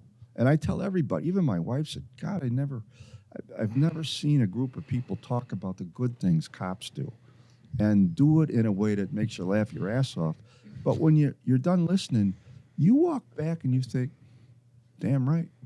Yeah. And we're lucky to have those people. And we're lucky to have you guys. Well, So appreciate that. Jack. appreciate that. Coming from you, that means a lot. Seriously. One of the first things I'm lucky to have you guys. I couldn't agree more. One of the first things I did when I became a supervisor, and I'm going to bust Jack a little bit too, because I just started calling him Jack, by the way. Really? What do you call him? It's been 20, Boss? Oh yeah, Asshole. boss. Well, let me tell the Jack story first. So we were out one time, and I was a young supervisor, probably my first year or something. We were having a beer, and he looks at me and he goes, "Call me Jack," but he really didn't mean it. So the next day, I wrote him a message and I said, closed it with, "Thanks a lot, Jack. I'll see you later, Joe." He writes back, and the font is about 40, Yeah, 45. yeah, I and he get it. goes, Can't see it. blah, blah, blah, Yelling blah, blah, font. and he puts Jack at the end of it. And I go, okay, so now I know never to call you Jack ever again. But I just started probably like 8 months ago calling him Jack. But it's a total term of endearment and respect, and that's why I never did. But so I hope you're okay with me calling you Jack now. What did you call him? Mr. Riot? No, I always called him boss. Yeah. He was just boss, chief, boss, whatever. So one of the first things I did as a young supervisor was I believe in one team, one family. My whole life. I come from a great Irish family on the South Side. I went to a great all-boys high school, Brother Rice, Crusaders, and believe in the team effort. You believe in the mission together. You gave us a calendar that said one. I did. One team, yeah. one family. I did. That was that's Johnson Manufacturing. They're no longer my Trying to take JJ Zen. Yeah, my sister-in-law Beth did all those for us. But I went in, and a simple thing I did was I changed all the board. So they used to have all the agents first. So even if an agent was just right out of the academy, he was like, we were 31. So 3101 was, and then it would go 1 through 5 were the agents, where we had 18 people in the group. That was We the had call letters. Call letters. Yeah. And we had a ton of task force guys. So what I did was I took it and I made it by seniority, whether they were agents or they were task force officers. Right. And I thought that was important. And I took a lot of heat for it from the agents in the class. And I said, we are one team, one family. We are a group. We're going to do it by seniority because that's what police do. We do it by seniority. So we did it, and they came along, and the agents I had in the group were fantastic, and they're all special agents in charge now. They're Really? yeah, they're all doing really, really well. One of them's down in Bogota. One of them's a special agent in charge down in Louisiana, and the other one's out in Washington. But all great guys, all No, great people. We had a great. I mean, when I tell you we had a run, and JJ, like I said, JJ helped us out a lot within mobile. We had a run of 3 years, and this doesn't mean that we were better than anybody else, because this is all about. Yes, it does. You were on a hot streak. and one of those hot streaks where you're informants. You have to have good informants, and when they're hot and you're making the right calls behind them, really good things can happen. And we were, I mean, there was some pictures out there, and we'll talk about some of our cases, Joe. I think one of the cases that we're going to feature down the road is the BMF that we worked on, which is now a series. And I know that Joe's trying to reach it. Who are you trying to reach We out got to? to get a hold of 50 Cent because we're going to give a little different version of how things started. So I think it would be beneficial for him to listen as a producer. Yep. And maybe he can give us a little heads up. And there's two ways we kind of want to go with it. We'd like to do the BMF from the law enforcement perspective on how it unraveled throughout the country. That would be an awesome show. And I did watch the show on Stars. I actually liked it. I thought it was pretty good. But then I think it's very important also to do a shout out to some of the St. Louis guys. The first round of the guys, not the second round.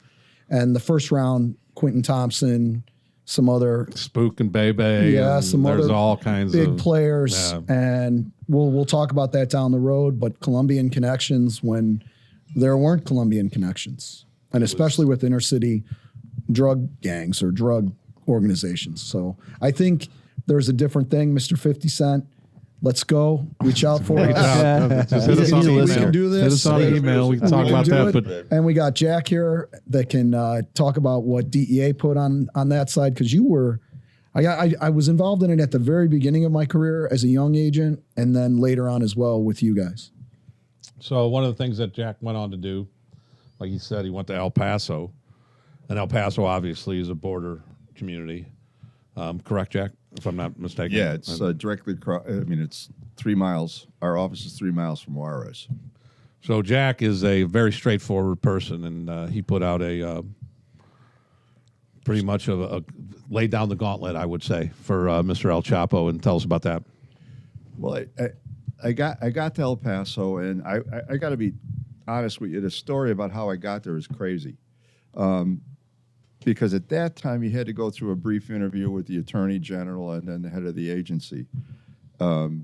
So I went through the interview, and they told me that they were looking to put me in Phoenix, which, trust me, between my wife and myself, that was a home run.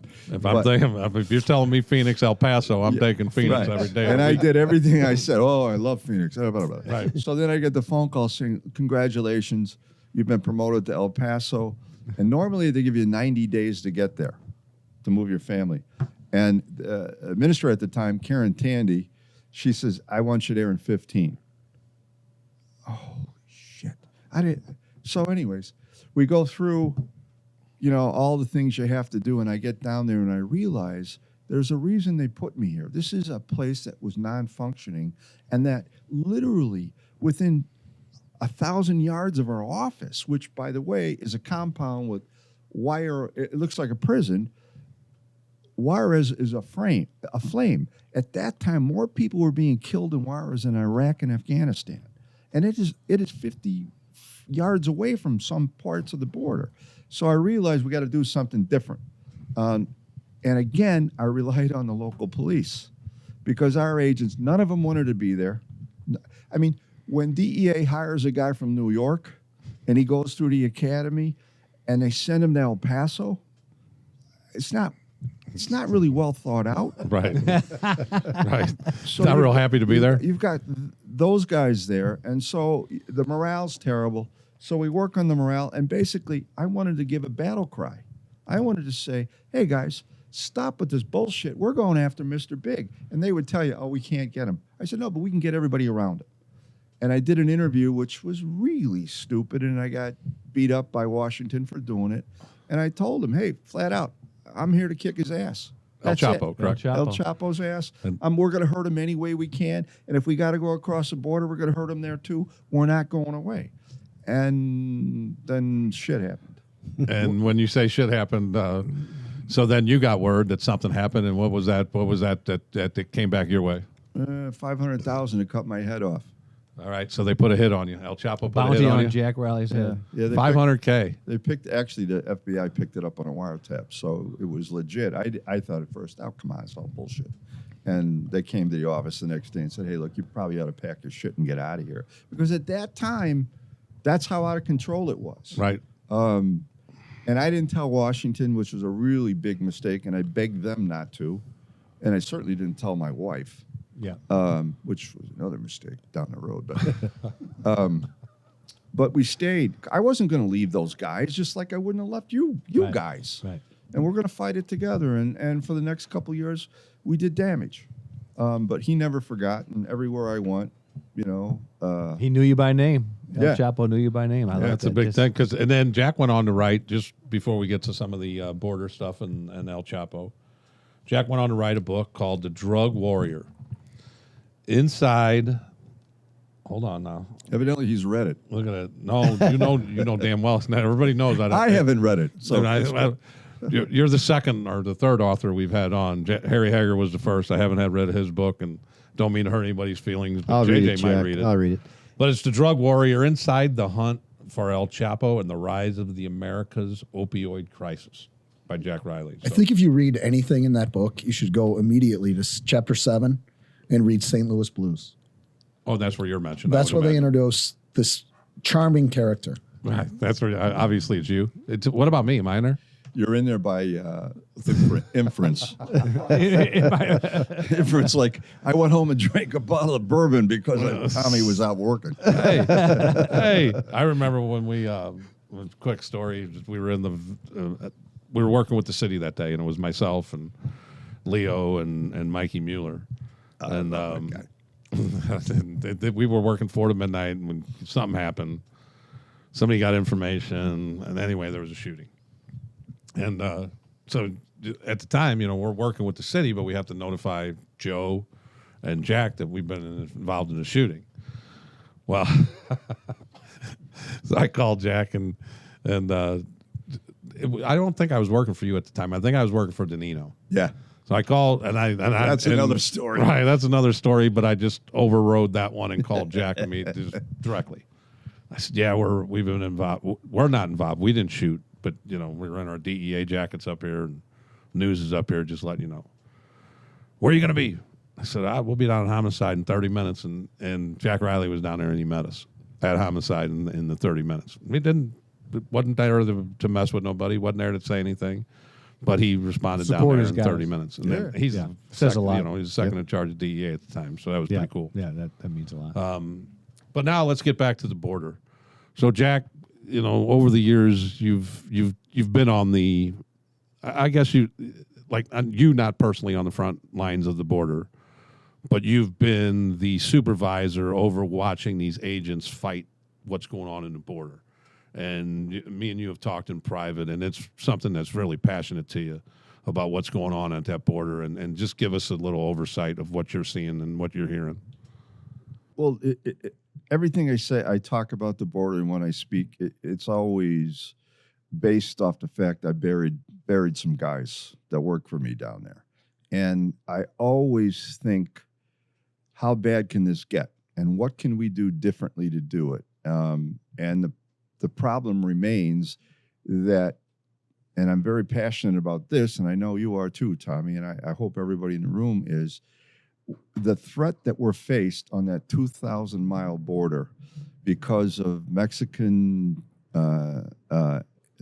international organized crime, the cartels, is every bit to me, and it should be to the American people, a national security threat.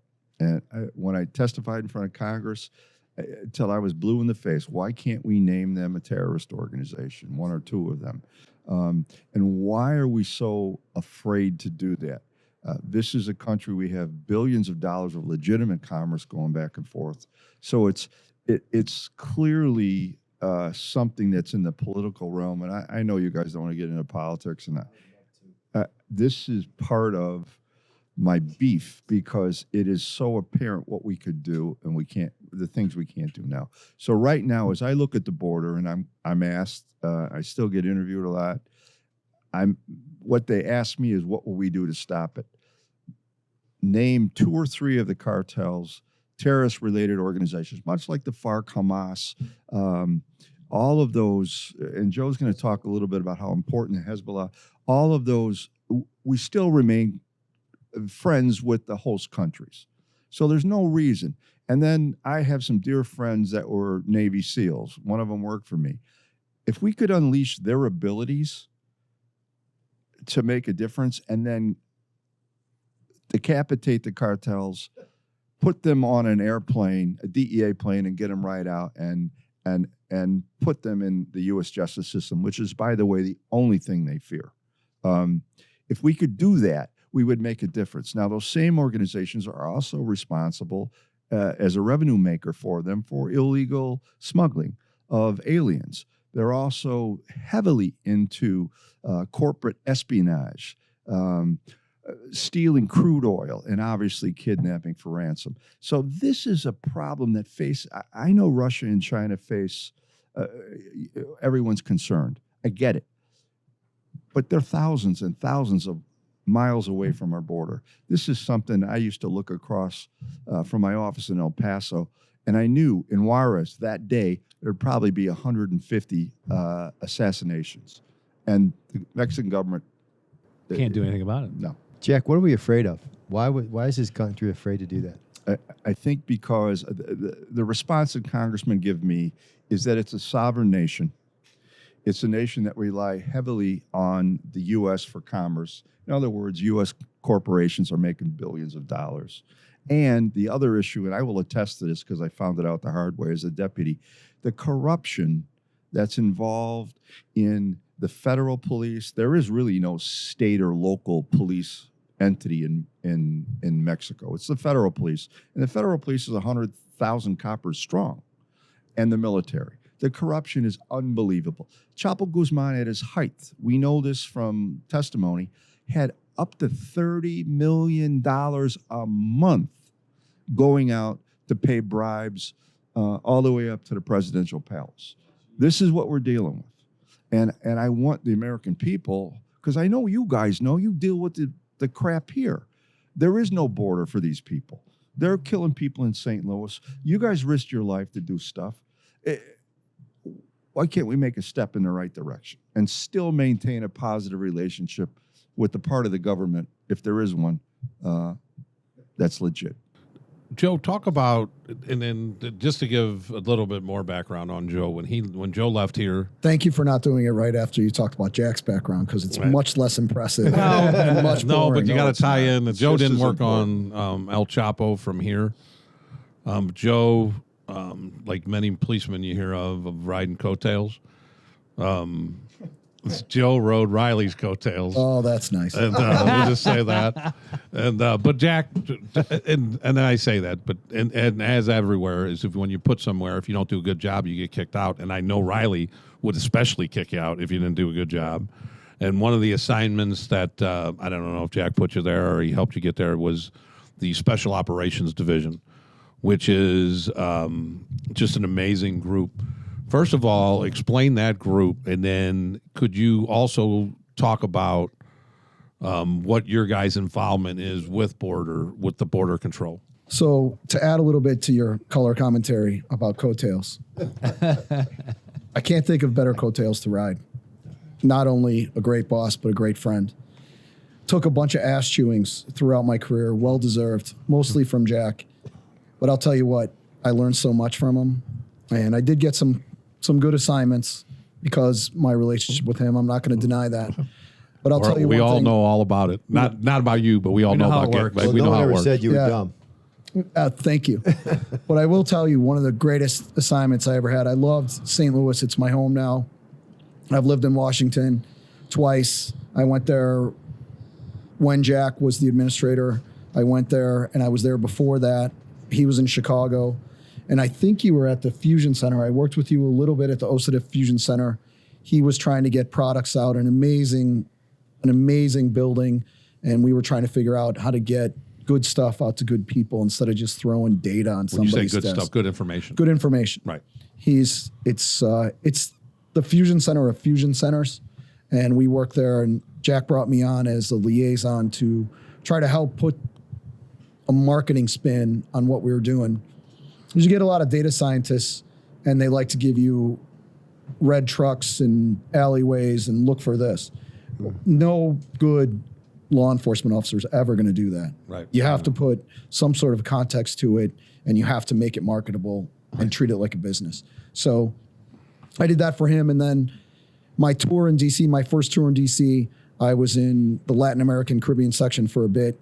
And then I went to Syntho. And that is by far the greatest group above our group on the international stage I've ever been in my life. What is Syntho? It was the Counter Narco Terrorism Operations Center. That was still around when you. It's gone now. Because there's an unbelievable book about the underground called The Underground Empire, Okay.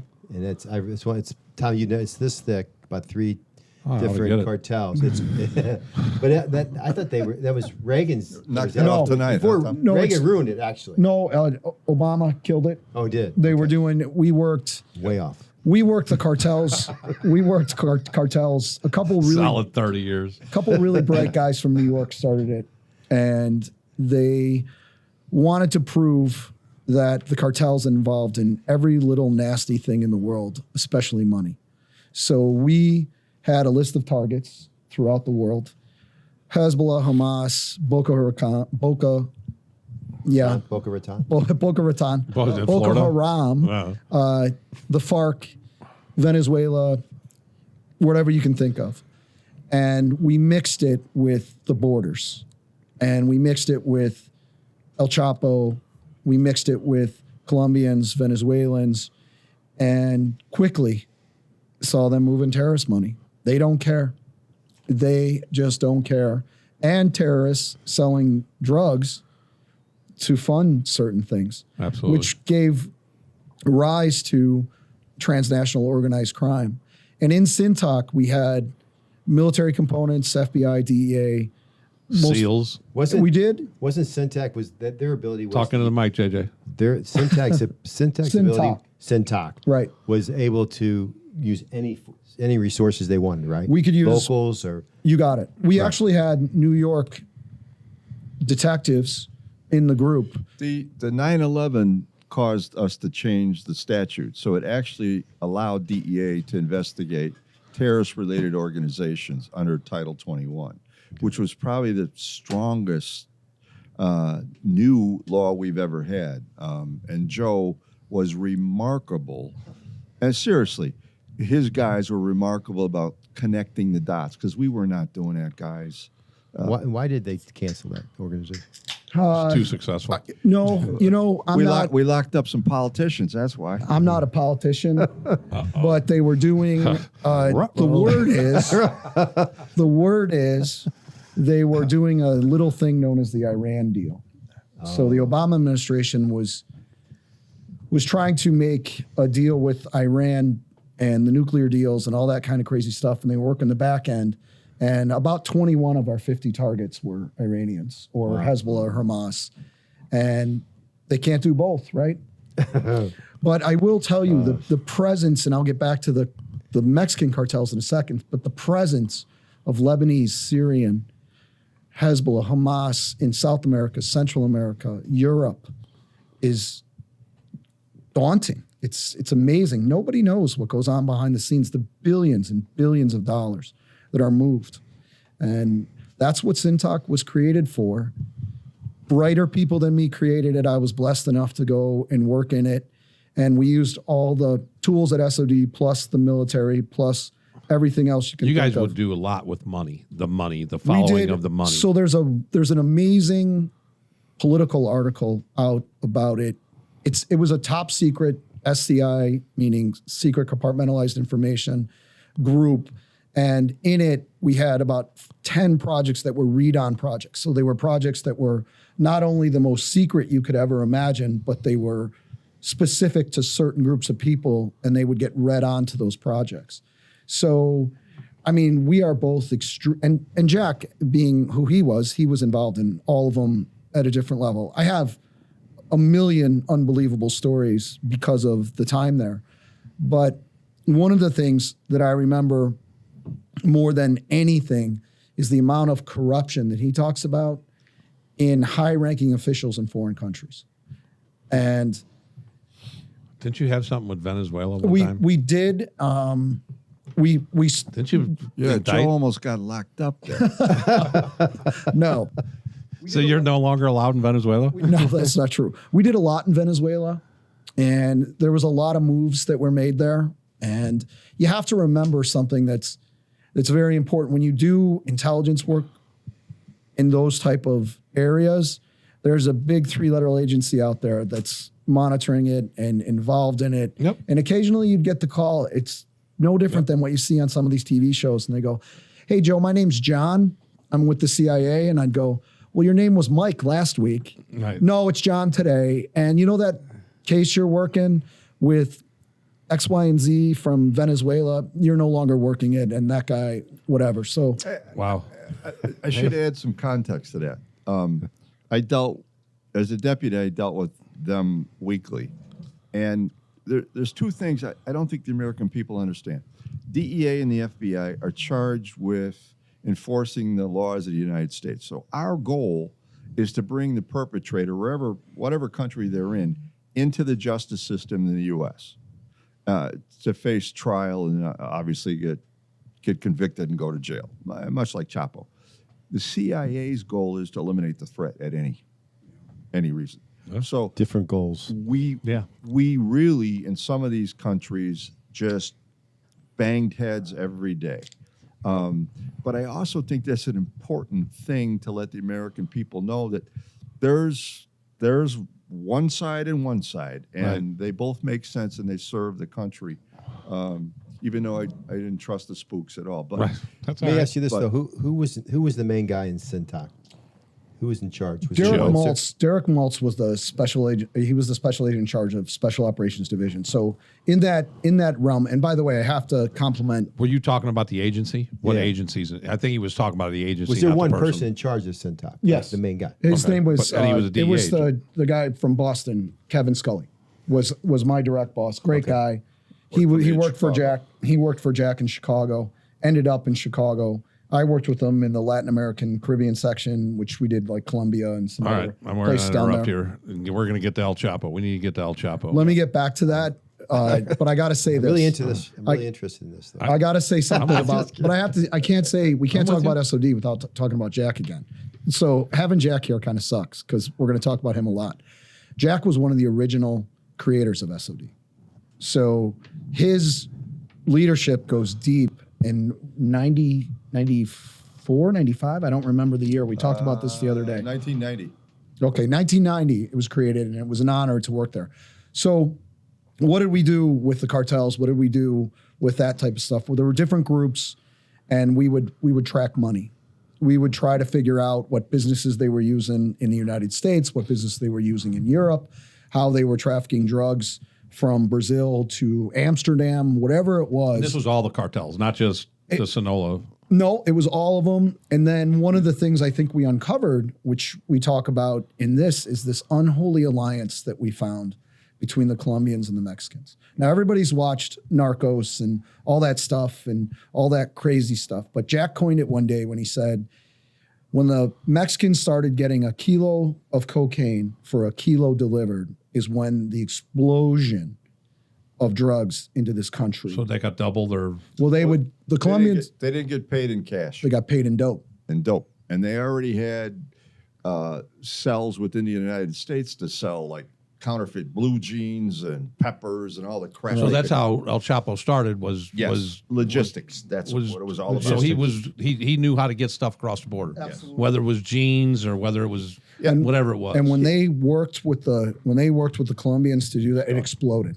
It exploded. So all the dope came from Colombia, is what you're telling me. In the 80s, they crushed that corridor through the Caribbean in Miami. They crushed it. And what was the Netflix show that's what out was now? it, Crockett and Tubbs? Absolutely. They knocked it dead with their boat. That was Tommy They got and on Leo. Yeah. Tommy and Leo in St. Louis. They crushed it, all right. So once they crushed, They got on that once boat they and crushed just that fucked movement, everything up. they went to the right Mexicans. into the bridge on the Mississippi. And that's why that exploded.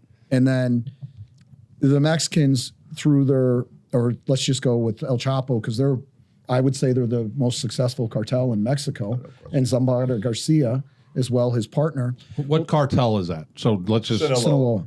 Sinaloa cartel is that's El Chapo's cartel, correct? Correct. Okay, and is he the leader of the cartel? He is, as well as Zambada Garcia. So they were Ishmael Zambada partners. Garcia. They were partners. They created a partnership. One's obviously very boisterous, and the other one's very silent. I don't think Ishmael Zambada Garcia has ever been arrested. No, he's not. I got to tell you a story about Mayo. So we got Chapo locked up, and everybody's feeling good.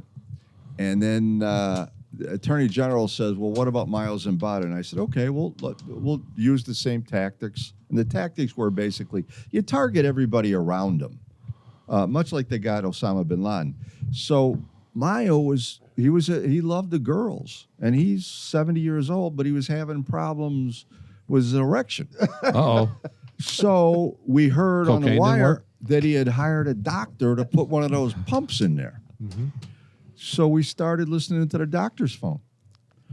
And we followed the doctor everywhere. And lo and behold, he goes to a place right out of Culiacan and goes into a white building. And we're Where's that? surveilling. Culiacan? Culiacan. I like that name. Yeah, it's in the state of Sinaloa. And we're surveilling him with one of those drones. The CBP is doing it. And we see him go in a building. We see the doctor arrive. He goes in the building. About 20 minutes later, we think the doctor comes out and gets in the car and goes away. We let him go. The Mexicans let him go. Although I found out later they were paid off anyways. It would have never worked. But so Mayo got away because he got into the house and the doctor said, "Hey, they're on us," because someone tipped them off. But the beautiful thing is he never got the pump. You know, so He's a very frustrated Now, is old he man. still alive? Yes. Yeah, he Is he is. is he still running things? is he, He's pretty much the guy that runs it all. He's got, And he's got a 9 horsepower pump. so at now. one point in He's time, got an electric one. Plugged in. it's cocaine and cocaine only, and now, or not only, they did a lot of weed and they did a lot of cocaine back in those days, and then all of a sudden there was a switch and a heavy switch to heroin. How did that come about? The Colombians. Okay. So the Colombians start pushing heroin with cocaine. So just like they did with the meth, when that started happening, you buy a kilo of cocaine, we're going to slide this kilo of heroin with you. Well, I don't do heroin. Well, you sell this. And then it exploded, the Colombian white or brownish, light brownish heroin, and then the Mexicans started making it. It really started, and Chapo and his people did the research. It started with the explosion of prescription drug abuse in the United States, where people would get addicted to prescription drugs. They couldn't steal it from their grandmother's medicine cabinet. The doctor wouldn't prescribe. The pharmacist wouldn't do it. So what do? They went down the street and they got cheap, high-potency heroin, which was opioid, and that's what started it. So we know that Chapo at one point was stopping cocaine shipments coming across the border because you get more for heroin. And obviously that led, and then 5 years later, we began seeing heroin cut with fentanyl. And now we're seeing fentanyl cut with heroin. That's how bad it is. Wow. That's unbelievable. So there was a distinct. What year was that? When there was like a distinct movement, if I'm not correct. And for the heroin, If I the am initial correct, I heroin, mean. I'd say it's in the, 2010, we really saw was it in the Chicago. was the big switch. Yes. And that's amazing that they watched the prescription abuse go on. They're the and greatest then marketers in and then the just world. rearrange their entire operation to just shovel in as much heroin as they can across the borders. I think people don't understand. This is a corporate operation. Absolutely. And they have a security department. They have a research department. A marketing department. They have an employment department where they'll hire people. And if you want to work for the cartel, you got to give us your family's name, their bank accounts, the land they own, your children's name, where they live, because if you get caught in the U.S., we're going to kill them all if you flip. So now there's one thing that I want to get to, and Joe, you tied one of the key elements of going after El Chapo to St. Louis. How did you do that? So I have to tell a funny story at the end of this about El Chapo's wife with Jack, but we'll tell that in a minute. Oh, Jesus. She's got a crush on him? Yeah, she might have. Right. I think she just got indicted too. So she just got out? Yeah. So much smarter people than me in St. Louis. I was already at SOD, and we're doing all the secret stuff, and we're following all the money, and we're doing all that crazy stuff. And young policeman pulls over a car right by St. Louis Airport. There's $700,000 in the car. So the group, the airport group, takes it, seizes it, does an investigation, writes it up, OCDF. Remember OCDF, you write it up, you could get some funding. They're about to close it a year later. They don't really take it anywhere. And then a very, very bright IRS agent who was working as a contractor comes in, takes a look at it, and says, I think there's something here. And he takes it and figures out that the person that is involved that was driving the car is an actual Sinaloa cartel money launderer. Wow. And he had just picked up a bunch of money, and he was driving it back down to the border through Arizona, just going to cross the border and do nothing with it. But in the car was pocket trash. And this IRS agent who was working as a contractor looked at the pocket trash and found a company. And in the company, it was created in the British Virgin Islands. So he had called me, and we had and I was in DC at the time, and we had some British folks that were working with us. So we ran down the company in the BVI, and we connected it to some bank accounts with his help, and he did a bunch of stuff on that as well. So as a unit, we discovered that this money was destined for Jorge Milton Cifuentes Villa, who was a Colombian. It's probably regardless of the FARC, they're the largest cartel family left in Colombia. Now, there's many others, but they're one of the originals. And his father allegedly sold Pablo Escobar's first kilo of cocaine. And then when Pablo started blowing it out there, the Cifuentes Villa family became more of a business-oriented family, and they handled a lot of logistics. And I almost want to say that they created some sort of like the unholy alliance, but they became intertwined with the Sinaloa cartel, Zimbardo Garcia and Chapo Guzman. And what they did was their family moved to Mexico, Dolly, Alex, different family members, and they moved to these areas and very unknown, but completely uncovered by a traffic stop in St. Louis. Long story short, we do a bunch of that secret fun stuff and get bank accounts in Switzerland, properties in Florida, cars, and end up moving money through a local bank here. Not a local bank, but an exchange. I guess we can say it was through a Wells Fargo account. So we were able to take that. Drop their Wells Fargo account. No. Wells Fargo was fantastic. So we were able to take and get venue here because some of the money cleared through a St. Louis business as well. And we were able to, as a collective team, go back and take some of this money, about $14 million. And it was 8 planes. I can't remember if they Gotta took. have a plane. Well, there's another. You got 14 million. There's you another got a plane. story about planes and boats and helicopters we for St. won't Louis, save but we that don't have one. time for that. No. That's another one of those fancy stories. But what I thought was amazing about it, and when Jack and I were talking about it, nobody really knows that the cartel touches everything. It's not just a bunch of guys selling dope into the United States. It's the greatest run corporation in the world. And as far as like a mafia or a La Cosa Nostra that communicates, they do it all over the world. So what's going on right now is like just a glory send for them. Like what's going on at the border. I can't even imagine the money. It's like hitting like the jackpot, right? Oh my gosh. They know that we're down. We're down on our luck. We're not doing anything. And it's, I mean, it literally is a corporation that exploded on the stock exchange. Right. And they have alliances with smaller criminal entities, entrepreneurs that are taking advantage of this. You know, I got a phone call the other day. One of the recent things they're doing is putting together retail theft crews. And you see them along the border. You see them in Chicago. You see them in New York. These are all cartel-funded operations. And people just... And they're just not doing dope. They're doing different things. Yeah. They're just making Stealing money cars. left and right. Other revenue sources. That's what they're doing. It's unreal. Hey, Huggy, pull up that picture of the stadium. I think that one of the things that people need to realize, the cartels are they're never going away unless there's some sort of, like you talked about earlier, some sort of a invasion. But you also have to remember that Surgical invasion. surgical. Don't say invasion. Yeah. these countries, the narco dollar, if you took the narco dollars from some of these countries, their banking system and their monetary system would implode. And you would have world chaos.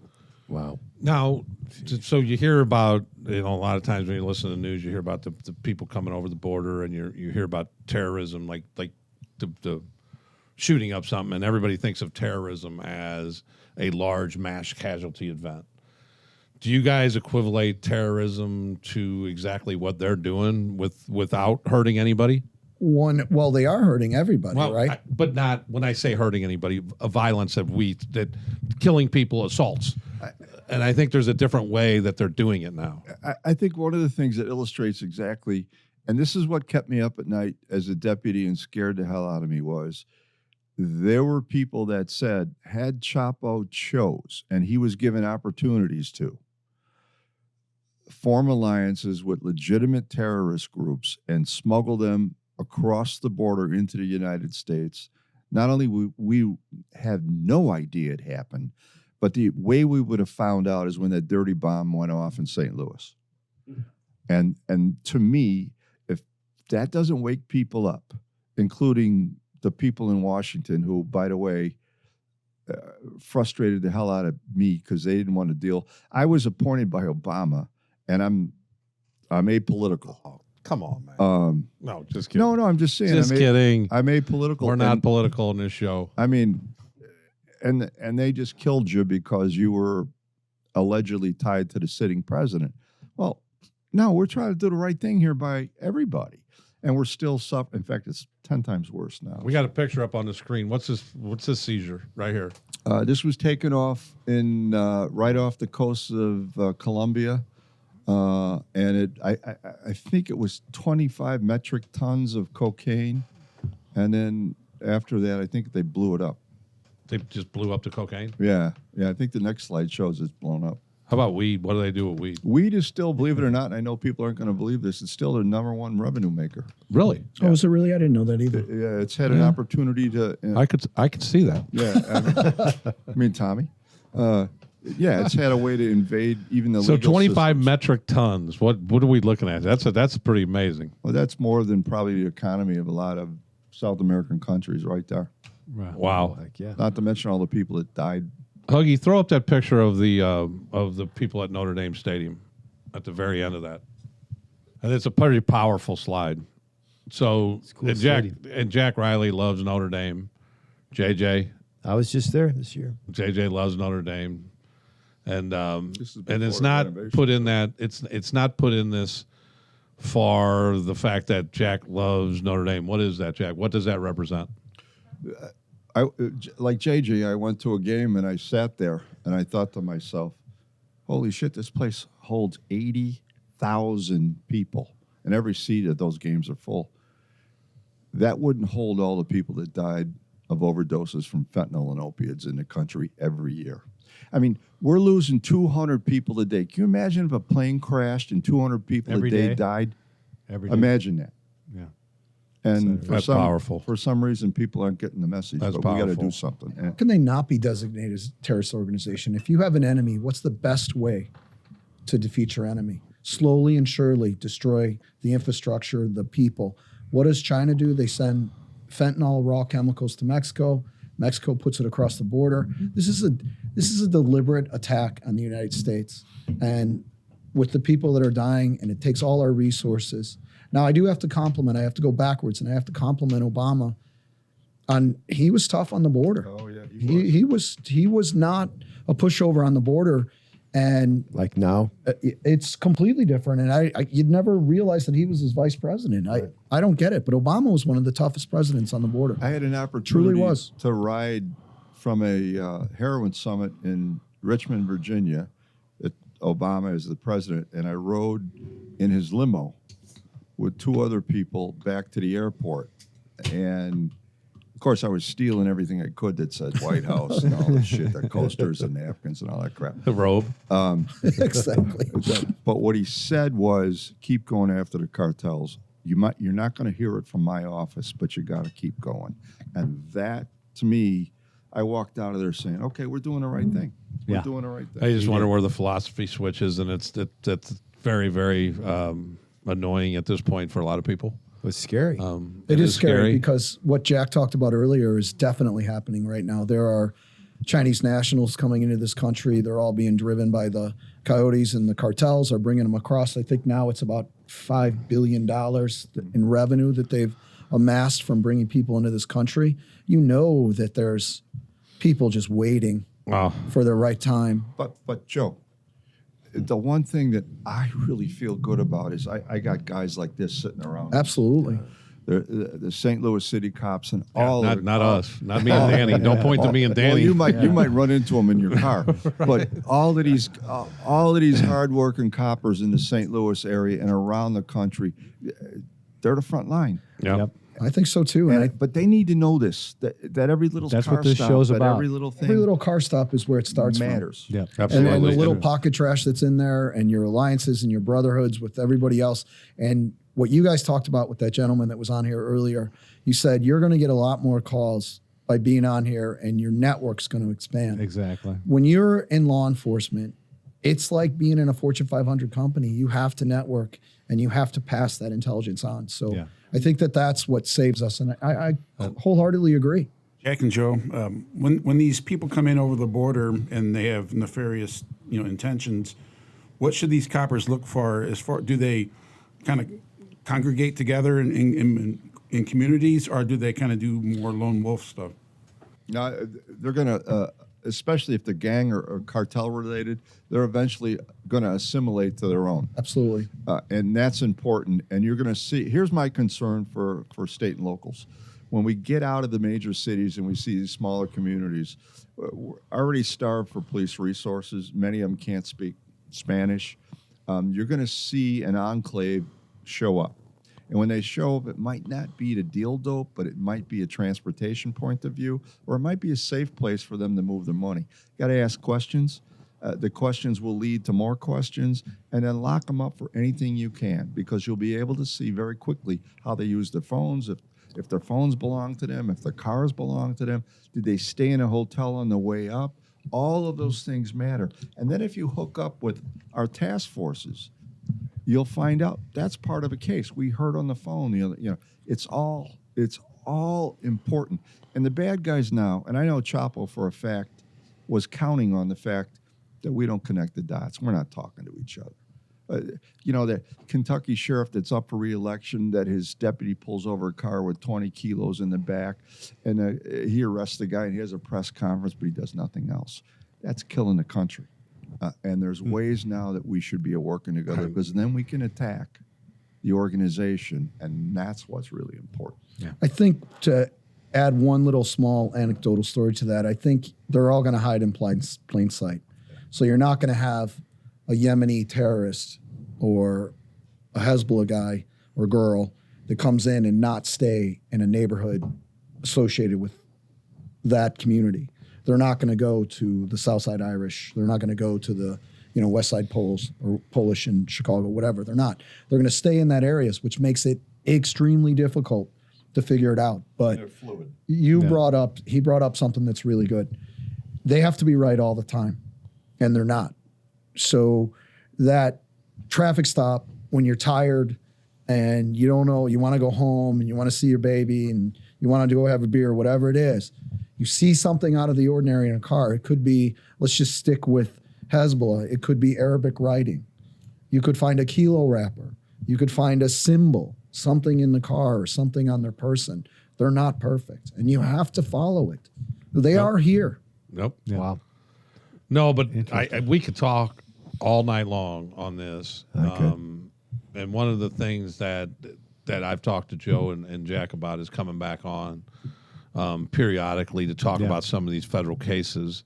And just Joe and I, and Jack as a supervisor, but just in our group, we had so many great cases. And the FBI task forces are no different. The IRS task forces, ATF task forces, they're all no different. And we'll have some of those stories on. Joe and I have talked about some that have come right here from St. Louis. A great meth case out of what was the gal's name? Cassandra something or other. Yes, web slinger. That was that's a little something. You might be seeing a little something with that with Jack and I down the road. But you guys are trying to do some Netflix shit, aren't you? We Something are like that. They read his book and they were so overwhelmed with St. Louis Blues, Chapter 7, I think it was, maybe Chapter 8, that they came to us about some different things. But we are working together on a couple cool little projects. Right. Obviously, it's Jack's name and the book that started it, which is fantic. Drug Warrior. It is, again, Available at Amazon. St. Louis Blues. Jack It's kinda Riley. good. And then go talks immediately to Chapter 7, correct? Let's read it from the beginning. He actually quotes, he goes, I met this young guy. He spelled it. I remember the day. It's kind of funny. He shows up, and I never thought I'd move away from my house. And I mean, you moved 7 times or 8 or whatever. I moved a couple. But I remember sitting at my desk and I'm going, what did I do? What the hell did I just get myself into? And As a supervisor? no, this is as a young agent. When All right. he shows up and he comes up and he had, I think he might have had jeans on, a polo shirt, jeans. He used to wear these beige He's always looking good. Sperry topsiders. Remember those? The beige. He's like the DEA Malachek. Yeah, and He's always looking if good. they fell off his feet when he was coming at you, you knew he was going to scream at you. And he looked at me and he goes, hey, I heard you're from Chicago. And we started talking, and we didn't hit it off right away because he was the bigwig, but it turned into a lifelong friendship, and I learned so much from him. Absolutely. I'm just going to interrupt there and not interrupt. You can. It's your show. It was Yeah, it was one of the best experiences of my police career was those 6 years that I worked around you guys with Lockenick and JJ, and JJ was involved in the BMF case. He pulled over 10 kilos for us. Yep. Got a good picture. Testified in court and saw them firsthand walk in with their they all came in and they looked like, holy crap, who are these women all dressed to the nines? And, No, it was pretty impressive. Yeah, it I was think we pretty definitely impressive. have to talk about that another time. Right. Yeah. There's Sure. things that 50 Cent, if you're listening, you have to hear this. Oh, we had Because- some good times on the other side of that. The dopers were having a good time, but we were having fun too. We would go down to Columbo's. Joe and I talked about this a lot. Throughout that case, it lasted probably 2 years. Wiretaps, different things. But Columbo's was like our off-spot meeting spot. And you think you don't get anything done, but you do. Oh, We would go down there and drink, and we would talk about I what told we my were wife going that to do all the the next day. time. We're working. Those are there. Right, meetings. we were working. So, and we'll get into some of those stories, and we got to get. I mean, I could talk this all day long. I tell you what, you guys were powerful. I mean, I love this. Thank This you is so much. One of my favorite. I have to close with one Jack obsession. You have to remember when Jack talks about El Chapo and he talks about the cartels, he was obsessed. Yes, he was. Well, And the when he dude was- threatened his life, dude. And when he was the deputy administrator, which was fantastic. I got a lot of phone calls from a lot of people that never talked to me about, hey, Riley, can you, no, different story. But Right. so he would call us up when I was at SOD, which is in Chantilly, Virginia. And it's about 40 miles away from the main office, which is in 700 Army Navy Drive, which is right by the Pentagon in Arlington. And he would call me up and he goes, hey, I need you to get over here. Grab a couple guys. And I'm like, what are you talking about? Grab a couple guys. El Chapo's wife is at Pentagon Mall and you're going to follow him. And I'm like, I'm not following El Chapo's wife. Who cares? But he's the administrator, right? So we would go there. She would be walking with carts full of high-end Gucci bags, this, that, and the other thing, with an entourage. And they knew who we were. And then we're following them. Hey, how you doing? Do you want anything? Can we buy you a beer? And I'm like, this is terrible. Obsessed. And then it was an all-night debriefing. What happened? Well, she spent about $80,000, and some private jet's going to pick her up in about 3 hours, and she's going back to Mexico. But he did threaten to kill him. But you did take her cell phone, if you recall. We did a lot of fun stuff. You get any info from that cell phone? I We'll leave can't- it there. you know what? We'll leave it there. There's some things we don't talk about. We'll but leave it there. It was fun. But that was, again, you guys, we look forward to having you guys back on and talk about some other cases. That'll be fun. I haven't even told half of the stories with me and Joe Cronin that are funny, and JJ. Actually, he never got to El Chapo, really. Well, Taking and down again, I wanted to get these guys on, introduce them to everybody. It's been, they've hit the border thing, which I think is very important. awesome. Very important message that's out there, and we can make, like I said, we could talk for 5 hours, but nobody wants to hear that. So, all right, how about you, Danny? You got anything? I'm You've good. been looking at me. Fascinating. Yeah. That It was fascinating. great. I They'll loved be it. back. I love this. They'll be back. All right, peeps. Peace out. Peace. Yep. Take care. Be safe.